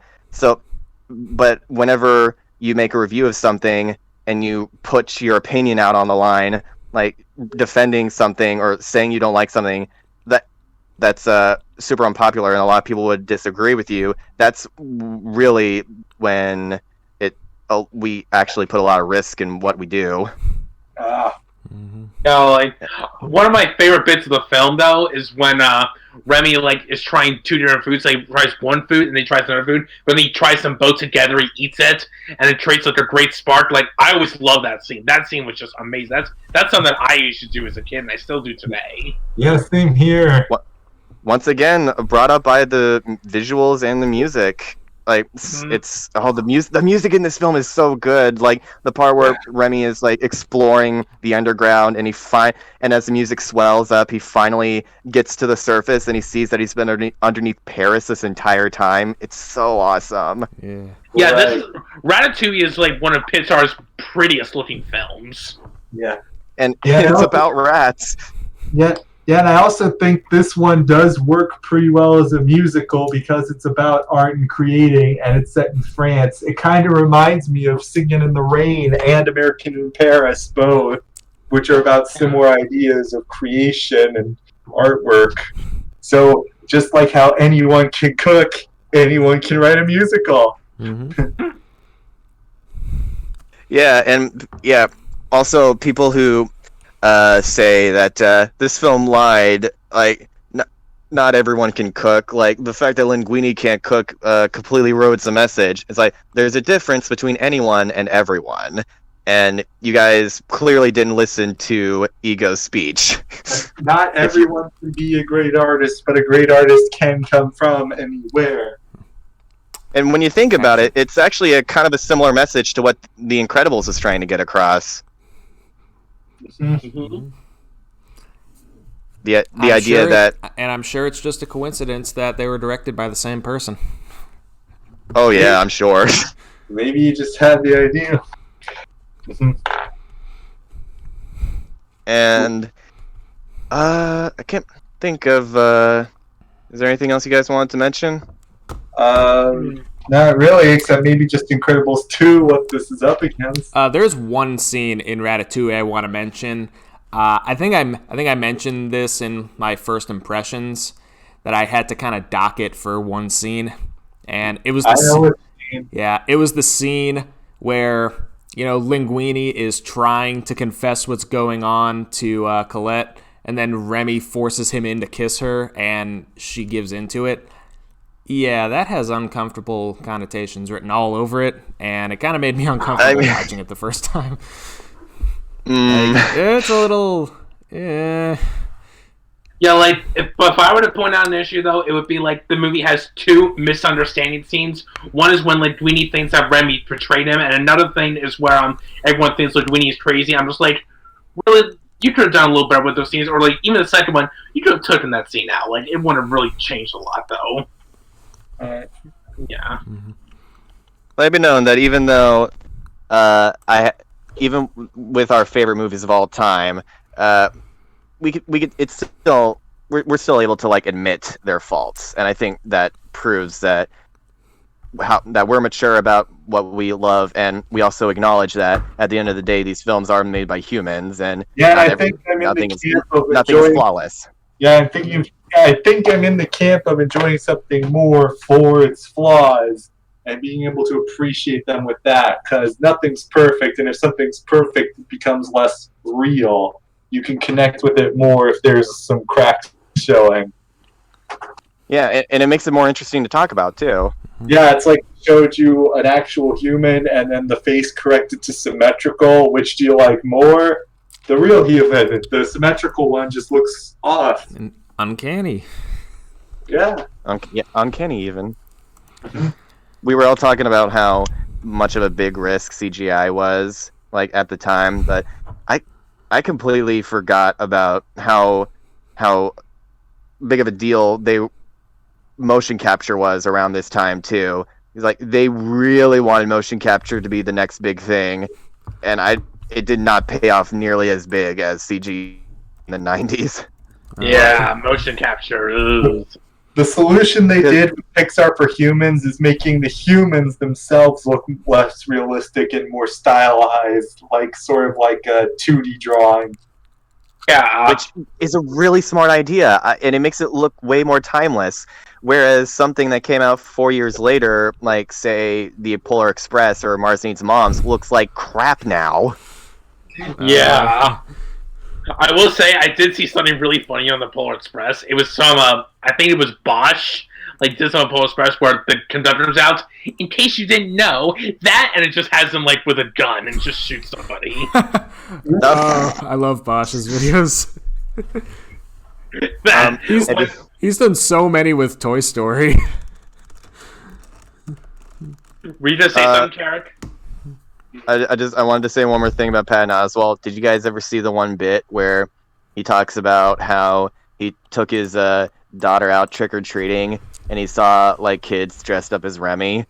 And I guess he was drunk at the time and he was like, "Oh my gosh, you kids are inside me."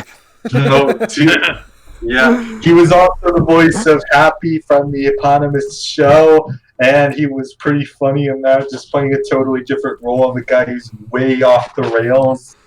Yeah, and he was also a Nom Nom from We Bare Bears. Oh yeah, that was a funny one too. And he's also the guy who writes for the Crimson Chin in The Fairly Odd Parents. That's right. He has one of my favorite bits where he goes, "Wait a minute, that's dumb. The Crimson Chin would never say that. Unless I tell him to." Right, but Happy was a great show. Why cancel it? That was just so bad. And then he made a cameo in The Boys, a voice role there. Have you guys ever seen that show? I'm going to. I haven't seen it, but I won't spoil his role because it's really funny and unexpected. Yeah, but anyway, we talked a lot about Incredibles 2 weeks ago. Do we have anything more to add on that front? I like the family dynamic more than the first one. The villain is a lot weaker than the first one. I think it comes out to overall net positive compared to the first one by the slimmest of margins. Literally, right. On my ranking list, they're right next to each other with 2 just topping 1. Right, same here. And I would also say what made Syndrome more believable was he was at the beginning and he had more of an arc. But really, that's probably my only real complaint with the second one as far as we're starting with the first one. Yeah, I agree. Like, I think the family dynamic, just how the family were bonded and like connected with each other, like the chemistry they had was much more believable and felt more original than the first one did. The first one you started was like a little bit generic. I'm like, yeah, you've seen this kind of stuff in like other films or even like TV shows and stuff like that. But this one, it felt more original. It felt more like its own thing, like that. And like I think Elastigirl was really good too, especially how she was the main character here. I feel like it's an issue I had with her in the first one because like the first one she kept saying like you shouldn't use your powers, which I'm like. It kind of reminded me a bit of Frozen. Well, I already said this before in the podcast, but here, I get what they're trying to do. Like, here, they want their kids to be, like, comfortable with their powers. They want them to, like, go out in the world and, like, have them be, like, explore with their powers more. Like, have them feel like they have a place in the world because of their powers. I felt that was really good here. And especially, like, when Elastigirl finally agrees to take the job, which leads to a great line from Bob when he says, just do your job so I had to do it better, and she like smacked him with a pillow. That cracked me up when I saw it. Yeah, I do think that in The Incredibles it is a bit more justified than in Frozen because being a superhero is literally illegal, and you could get put in jail for showing off your powers in public. I know, but like the public part, I understand that, but like the fact that they said like in general, like in the house, I'm just like that kind of like bothered me a bit. Right. Well, it's like no running around the house, no running with scissors, you know. Yeah. that famous one's like, what do you have there? A knife? No. That's crazy. Okay. So are we all for? I really wish that Incredibles 2. I really wish that I was more invested in the story, but I don't know. The Incredibles just had a more interesting plot to me, which is why I prefer it more. And I'm going to go with Ratatouille, obviously. Yeah, kind of a no-brainer for you. Yep. So are we all for Ratatouille here? Well, for me, like, I really like Ratatouille. Like, it has those two story problems that I mentioned, but I still really enjoy it. And even though I still think Remy could have talked more in the film, like, I gotta go with Incredibles 2 here because that's a film, like, I remember having so much more of a great time with. It was one of the films I laughed, one of the hardest at I've ever laughed at in a movie theater, so I'm going with Incredibles 2 here. That's the one I'm voting for. Okay, we'll see that. Yeah. And now we have our final matchup of the week. A pretty big one, I must say. It's one of my closest calls. Number 6, Finding Nemo, the original, versus number 11, Soul, which beat Cars 3 56-6. I love how the first time we talked about that, we were expecting to gloss over it like we did with Coco, but we ended up going pretty in depth with it. Yeah. I feel like part of the reason that happened was because it came out so recently that we couldn't handle not talking about it because there's so much to talk about with this film. Oh, right. absolutely. Also, Ratzenberger is in Soul. He is a voice on the subway. He has one line. Oh, okay. So, all right. Well, that's concerned because he went uncredited, but he's there. That's relieving, I must say, because the day we get a Pixar film without that man is the day the world stops spinning. Right.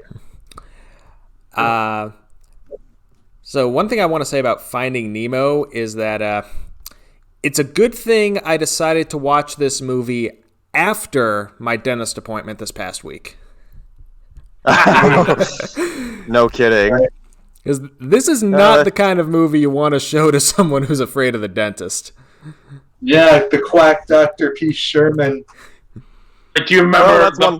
that's one way to take out a tooth. Do you remember the part where, like, we see that point of view from the kid where he's watching the guy, he's like, it holds still! And, like... Yeah, and by the way, the kid at the climax, he's reading a Mr. Incredible manga. That's right. Wow. Oh my gosh, that's awesome. Apparently the guy whose tooth P. Sherman pulled was the prime minister. What was he doing getting an extraction in Sydney? Shouldn't he be in Canberra? They're not close to each other. Canberra, but yeah. Suspicious. Yeah. Yeah, but Canberra's actually 2 syllables, so... Maybe he heard that this dentist was so good that he had to travel to Sydney to get his extraction. Maybe. Maybe if Nigel didn't fly into the window, it would have gone more smoothly. Yeah. Are you gonna put me under, Doc? Put you under. Yeah, Finding Nemo is one of the best looking Pixar movies, and it still holds up visually. Yeah, like it's really telling the fact that this film came out right next to Shark Tale, just how different these two look visually. Yeah, like if I were to say, Finding Nemo's pretty big for my formative years because I saw this in theaters twice. I was really into it. I had a cake made for my birthday with Finding Nemo. I was really into the merch. I knew all the characters. I could still quote it. And when my brother broke his arm, Dad drew Nemo on the cast. Aww, wow, that's sweet. Like if I were to say something about Finding Nemo, like I mentioned before, that my favorite Pixar film is a tie between Toy Story and Toy Story 2. But if I were to choose another favorite, like that would be my number 2 favorite, it would have to be Finding Nemo, without a doubt. This is a film where I think everything is done perfect. Like, the characters are perfect, the drama is perfect, the story is perfect, the humor is perfect, the film just looks absolutely gorgeous. The ocean, like, the way each part of the ocean they go through, where they be riding on the sea turtles, the scene where they meet the whale is probably one of the best scenes I've ever seen animated, just because of how intense it is, on how it's built up to. Like, the way that... Yeah. This was the big movie of that summer. It was the first animated movie to beat The Lion King. That's right. It's like the producer of the film, Don Hum, when that happened, he called up Pixar when that happened, and he said, "Oh, guys, it is about time." about time for what? About time someone beat The Lion King. Nice. It lasted less than a year before being overtaken by Shrek 2. Yep. And but with that scene with the whale, though, the way they build it up, like, it looks like just a regular fish, but the way they show it from a distance, but then it just, like, comes up behind Marlin and Dory, it is one of the most chilling, effective Pixar scenes I've ever seen. Like, just the way it just builds up, and, like, the ominous music, too, it is just incredible. Swim away! Oh, look, I feel like that's a reference to Monty Python and the Holy Grail. Really? Run away! Run away! Oh, yeah. Yeah. Apparently, great white sharks have Australian accents. Who knew? I guess so. Yeah. Oh, and also there seem to have misplaced my friend. Oh, and there's also this funny joke. Like, I heard a couple years ago that father sharks abandon their young, so this joke's even funnier. I never knew my father.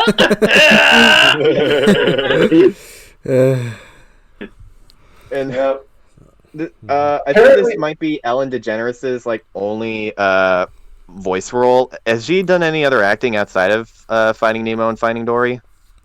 I think she was a dog in Dr. Dolittle. The Eddie Murphy version, but nothing like for Disney or Pixar. Nothing like in that neighborhood. Yeah, this is really the one that she's most remembered for, and has been at this time. I'm like, I still can't believe like how good of a job she does here. Like, she's acting next to Albert Brooks, who has been acting for like decades. But they both like sound just as like seasoned and like talented next to each other. It's really interesting. Yeah. Something I love about what Pixar films do is that they can take these two actors who are completely different from each other, put them together, and they would just go right hand in hand. Like with Tom Hanks and Tim Allen, John Goodman with Billy Crystal, Albert Brooks and Ellen DeGeneres, and even with Soul, like with Jimmy Fox and Tina Fey, they all just go hand in hand. Yeah. Also, quick question: you guys know who director Andrew Stanton plays in Finding Nemo? He plays Rogers. He does great. He sells it. Really? Oh, dude. Yeah. Yeah. I think it's funny because turtles eat seaweed, so... Yeah, pretty obvious connection there. First they were like, whoa. And they were like, whoa. And they were like, whoa. Pixar definitely has a talent for making like seemingly unimportant characters like one of the most memorable parts of the movie. Like Finding Nemo has Crush. then Incredibles has Edna Mode, and to an extent, Soul has that meditation guy. Oh Yeah, and Pete's the Rat. Yeah, Pizza Rat. But yeah, Finding Nemo is just so beautiful. It's another one that kicked off the trend with Pixar when the animators were dealing with fatherhood and about how Marlin is not only a father but a single father, which has a whole new dynamic to it. Mm-hmm. Yeah, you don't see a whole lot of single fathers in animation. Mr. Krabs, but Yeah, like the opening to that film, like it was so frightening that even The Simpsons did something with it. Where Milhouse said his mother always skipped the opening scene, but when Milhouse saw it, he was traumatized. Oh yeah. Well, it's Disney. What do you expect? Killing parents is their brand. Yeah, but And like not only that, but like almost like the entirety of like all of his kids.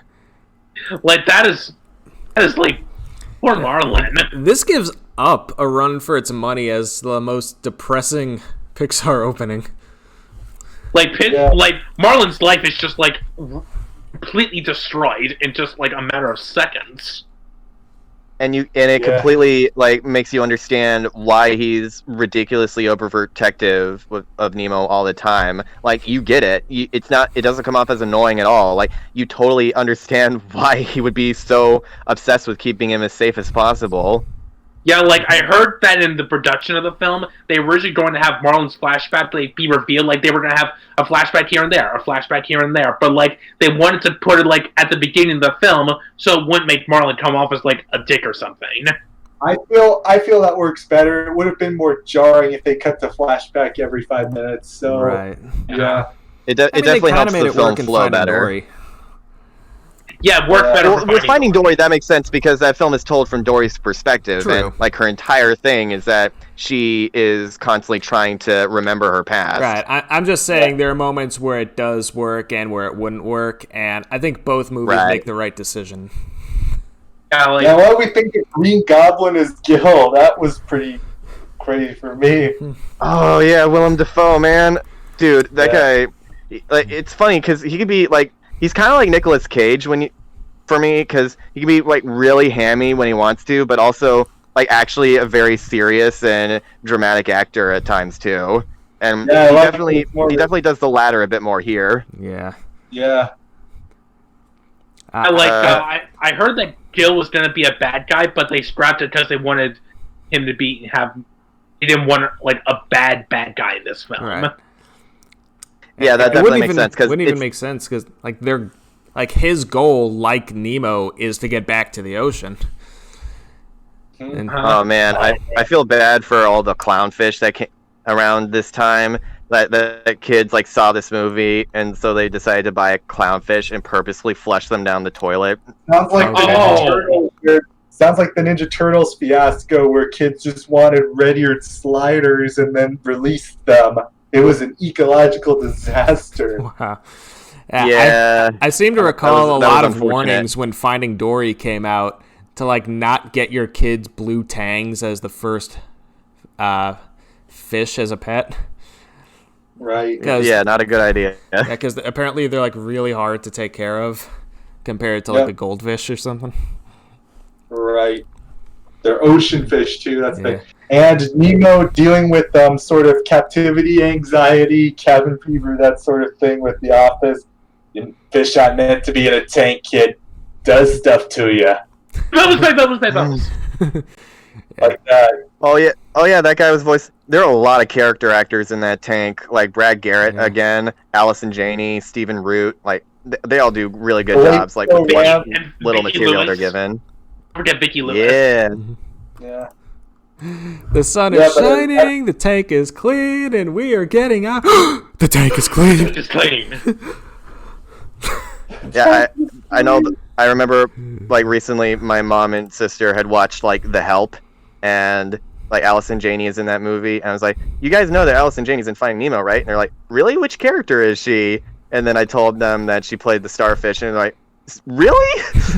They did not believe me, but then I showed them that clip, and like, "Oh my gosh, that's totally her." Fun happy place, fun happy place, fun happy place. Right. He's just a boy. It's I love how over that Ring of Fire scene is so over the top. I love it. But yeah, don't forget Joe Ramt. He was also the voice of Jacques. Yeah, that's what I said. Yes. I love how the mountain's name is Wanahakalugi. Oh, jeez. It took me forever to get that joke. I was in high school before I found out what that meant. I have to say, that's a much more clever name than the name of the camp that Fred goes to in the third Fred movie. Oh God, there were Camp, 3 of those? Camp I Wanna... Camp. Yeah, in the third Fred movie, he goes to camp. The plot is that he goes to summer camp, and the camp is called Camp I Wanna Pee-Pee. Wow. Yeah. But back to Joe Ramt, the Pixar animators, good artists, but they're also pretty good voice actors. That's right.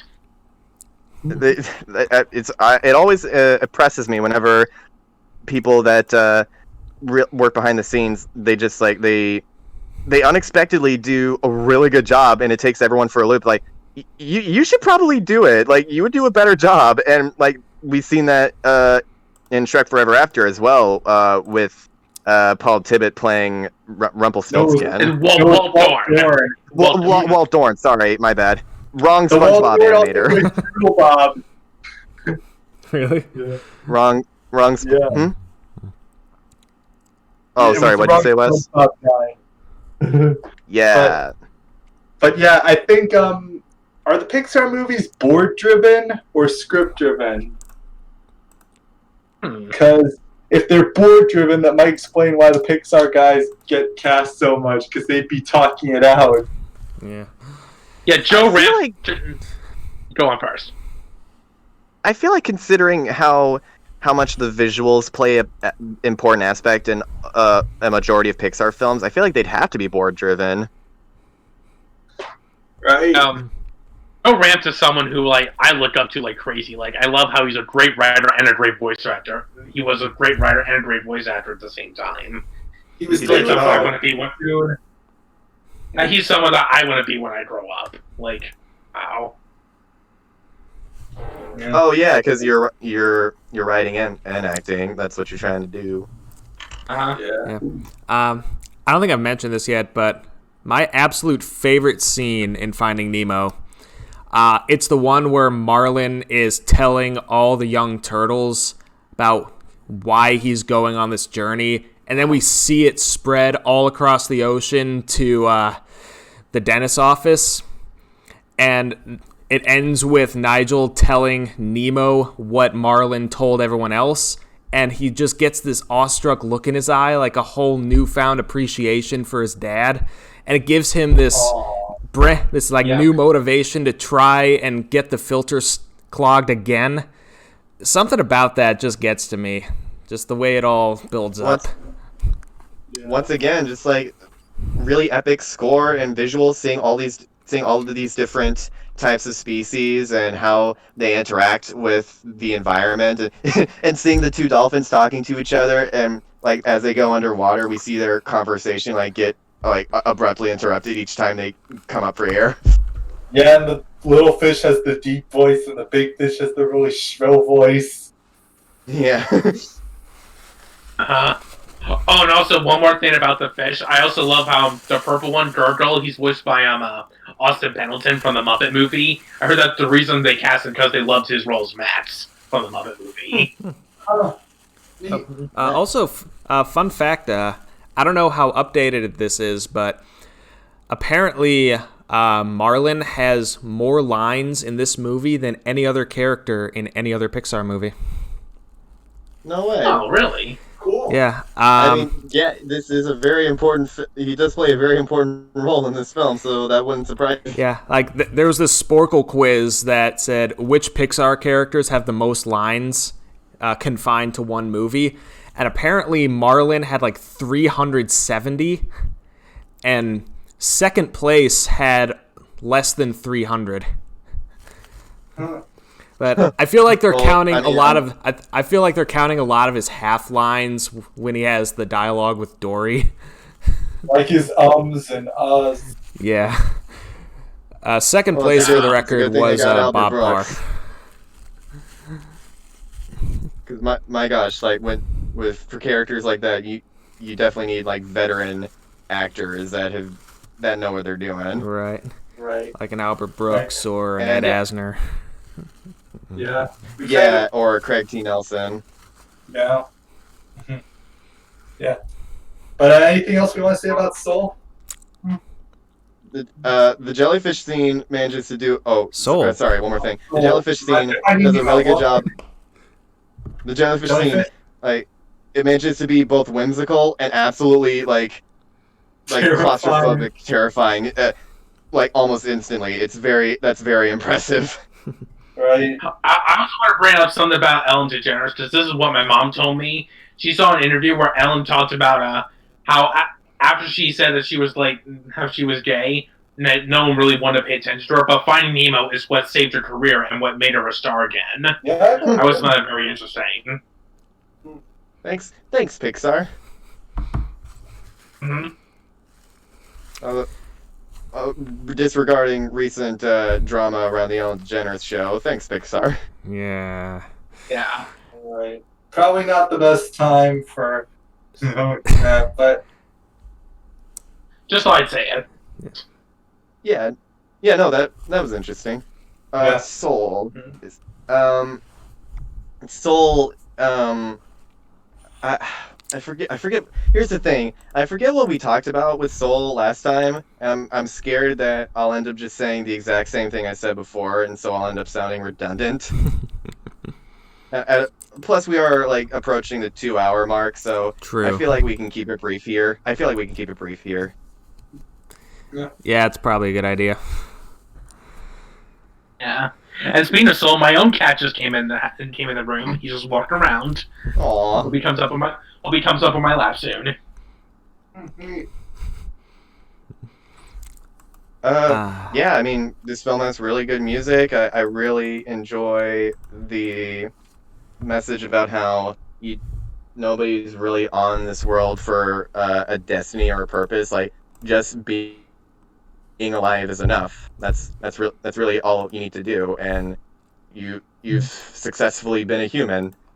And the visuals are fantastic. I really enjoy the designs of all the counselors. I don't know if you guys heard the song Oz never gave nothing to the Tin Man he didn't already have.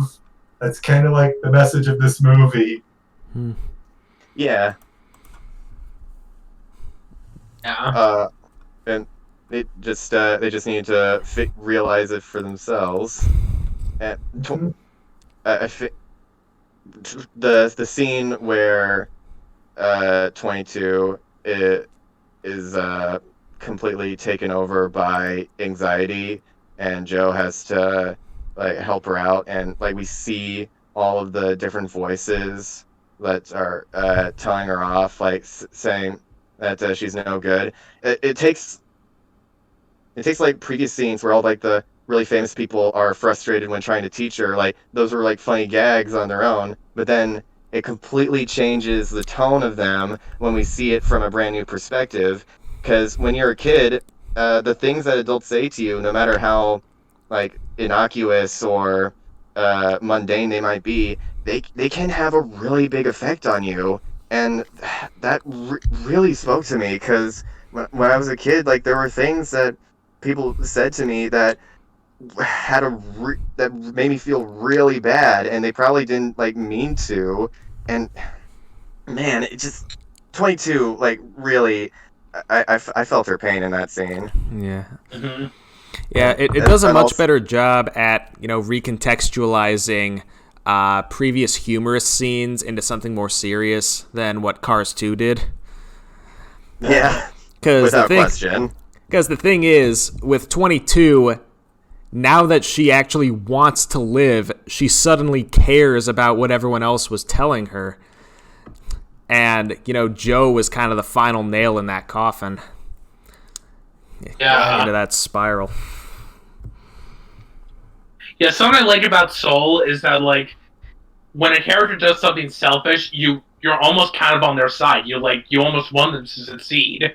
I think the other films that did that too were films like Aladdin or Toy Story 2 or like The Lion King, where when the character does something selfish, you're not mad at them. Like you're almost like really relate to what they're doing, and sometimes you're almost like siding with them.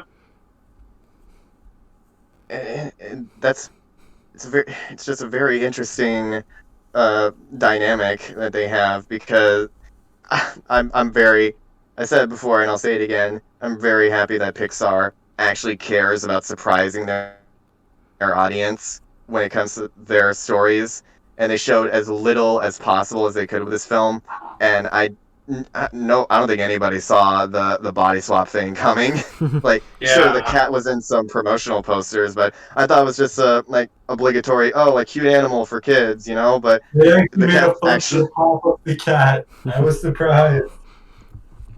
And so, thank you, Pixar, for not being Illumination with your trailers. Right. Soul also goes a little bit more artful and a little bit wackier on the human designs, which is, in their world, a plus. Yeah, I feel like this is what the good dinosaur should have done. Like, it has great animation, but like the more cartoon designs like aren't a problem. If anything, like it actually kind of fits well, especially with the great lighting it has. Yeah.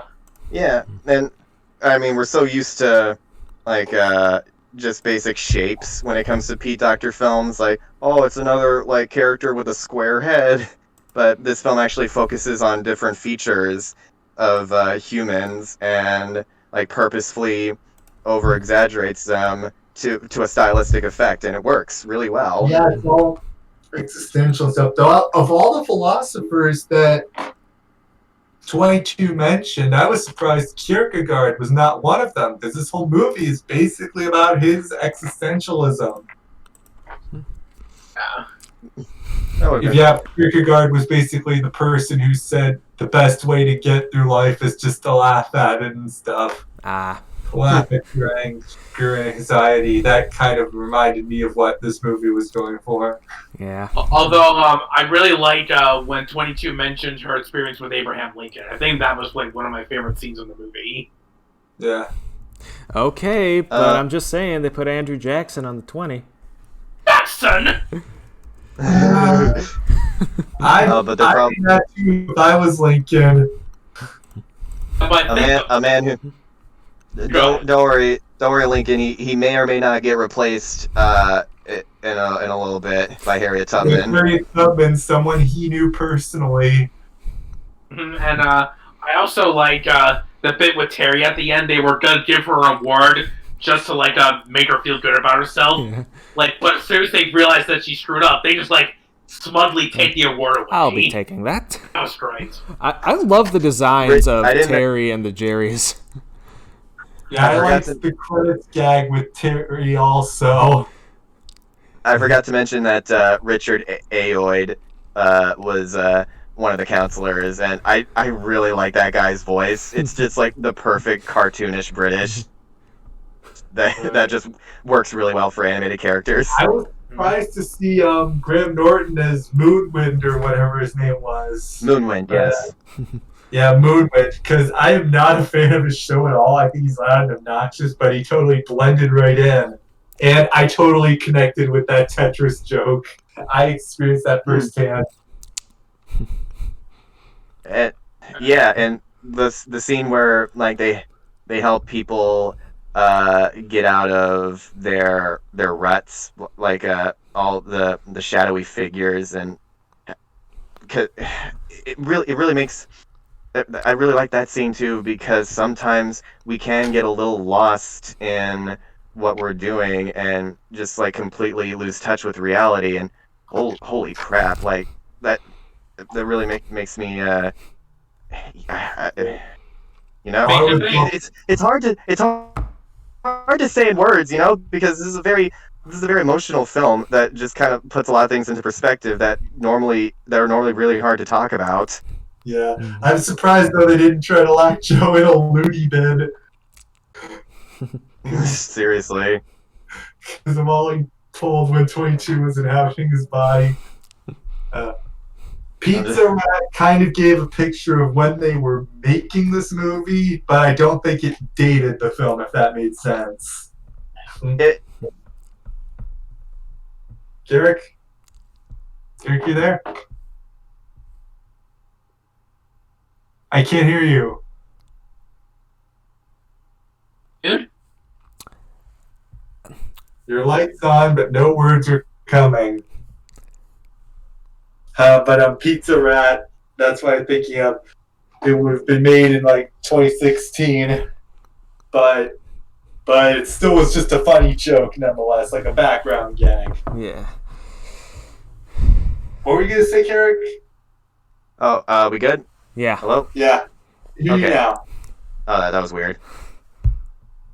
And what were you gonna say about Pizza Rat? I was just saying that it makes for a good visual gag on its own. Like it doesn't like feel out of place. It fits in the context of that scene because there are a lot of rats in New York that scavenge for food. Yeah. Mm-hmm. All right, this was kind of a tough one. I think I went with Nemo just because of how important it was for my formative years. Yeah. I went with Soul. Rewatching it was a great experience. Although honestly, I think it grabbed me a little bit less the second time. Not sure why. Still really love it though. I'm gonna go with Soul as well because I really love the music and the message of this film, and a lot of people had issues with the ending, but I think the ending was the perfect way to finish things off, because if it had shown him like doing anything else, it would have implied that there is a correct way to live. Like, the whole point is that there is no right way, so this is one of those films where it absolutely makes sense to leave it up to interpretation. Yeah, this again, I think I said this last time, but it's like, but the afterlife scenes are like being on drugs. Yeah.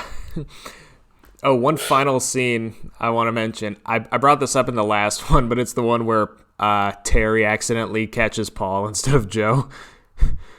I mean, Yes. that's probably my favorite scene with Terry. I thought you could cheat the universe. I'm the accountant, Joe Gardner, and you're not Joe Gardner. Let me just put you back in there. Also, X brought this up in her review, but if you want an epilogue, you got to think that Pixar did think of every possibility, including Paul's final fate. Yeah. Oh, and if you do want an epilogue, I would suggest checking out the Pixar Popcorn short, where it literally just shows all of the characters living life. If you want an epilogue, I feel that serves as a pretty perfect one. Oh yeah. That works for me. That works for me. So I guess leaving it open-ended was probably the best they could have done. Yeah. But for me, though, you go ahead first. I didn't actually have anything to say. I was just going to say, no, seriously, you're going to die if you keep eating processed foods. Yeah. Now for me, like, even though, like, I really love Soul, like, I saw it twice, and I think it's, like, a phenomenal film. Like, definitely one of Pixar's best. And Nemo, I think, is one of Pixar's best, and it's one of my absolute favorite films. It's just a film that gets better and better with age. I have to go with Finding Nemo, because it really does mean a lot to me. It's easily in my top 10 favorite films. Yeah, again, Finding Nemo is one of those movies that kind of shaped my tastes, that kind of made me the film buff I am now. Mm-hmm. Yeah, like I said, this is one of those ones where it's hard for me to figure out my exact thing, but I think Soul is slowly becoming one of my favorite Pixar movies. But we'll have to see. I might need to watch it a couple more times. Think it'll ever top Ratatouille? Yeah. No, not even close. I think Soul is still very recent, and I don't know how its recency will play in with this tournament. But it is kind of impressive, and I think I made the right call in waiting for it to start this tournament. Yeah, I appreciate you doing that, Wes. Thanks.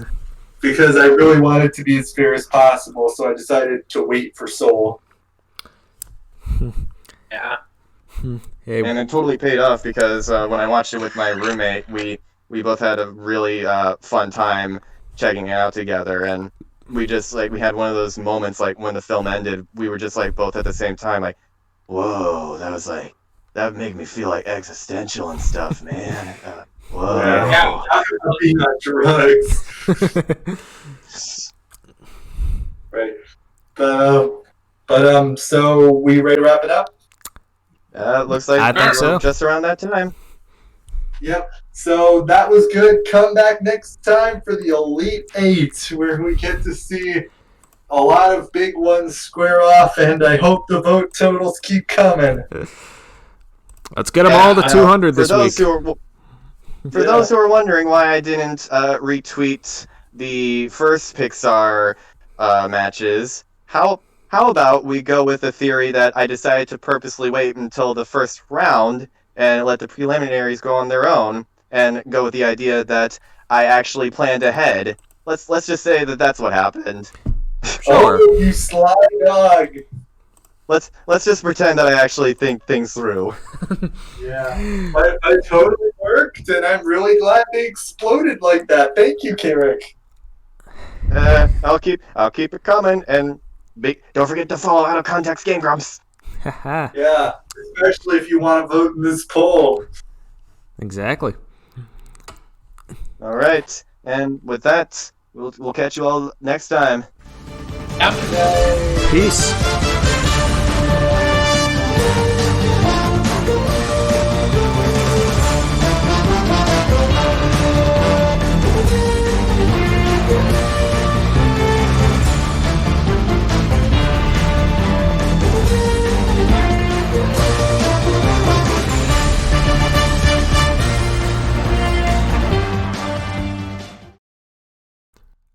Oi! Podcast's over! Go home!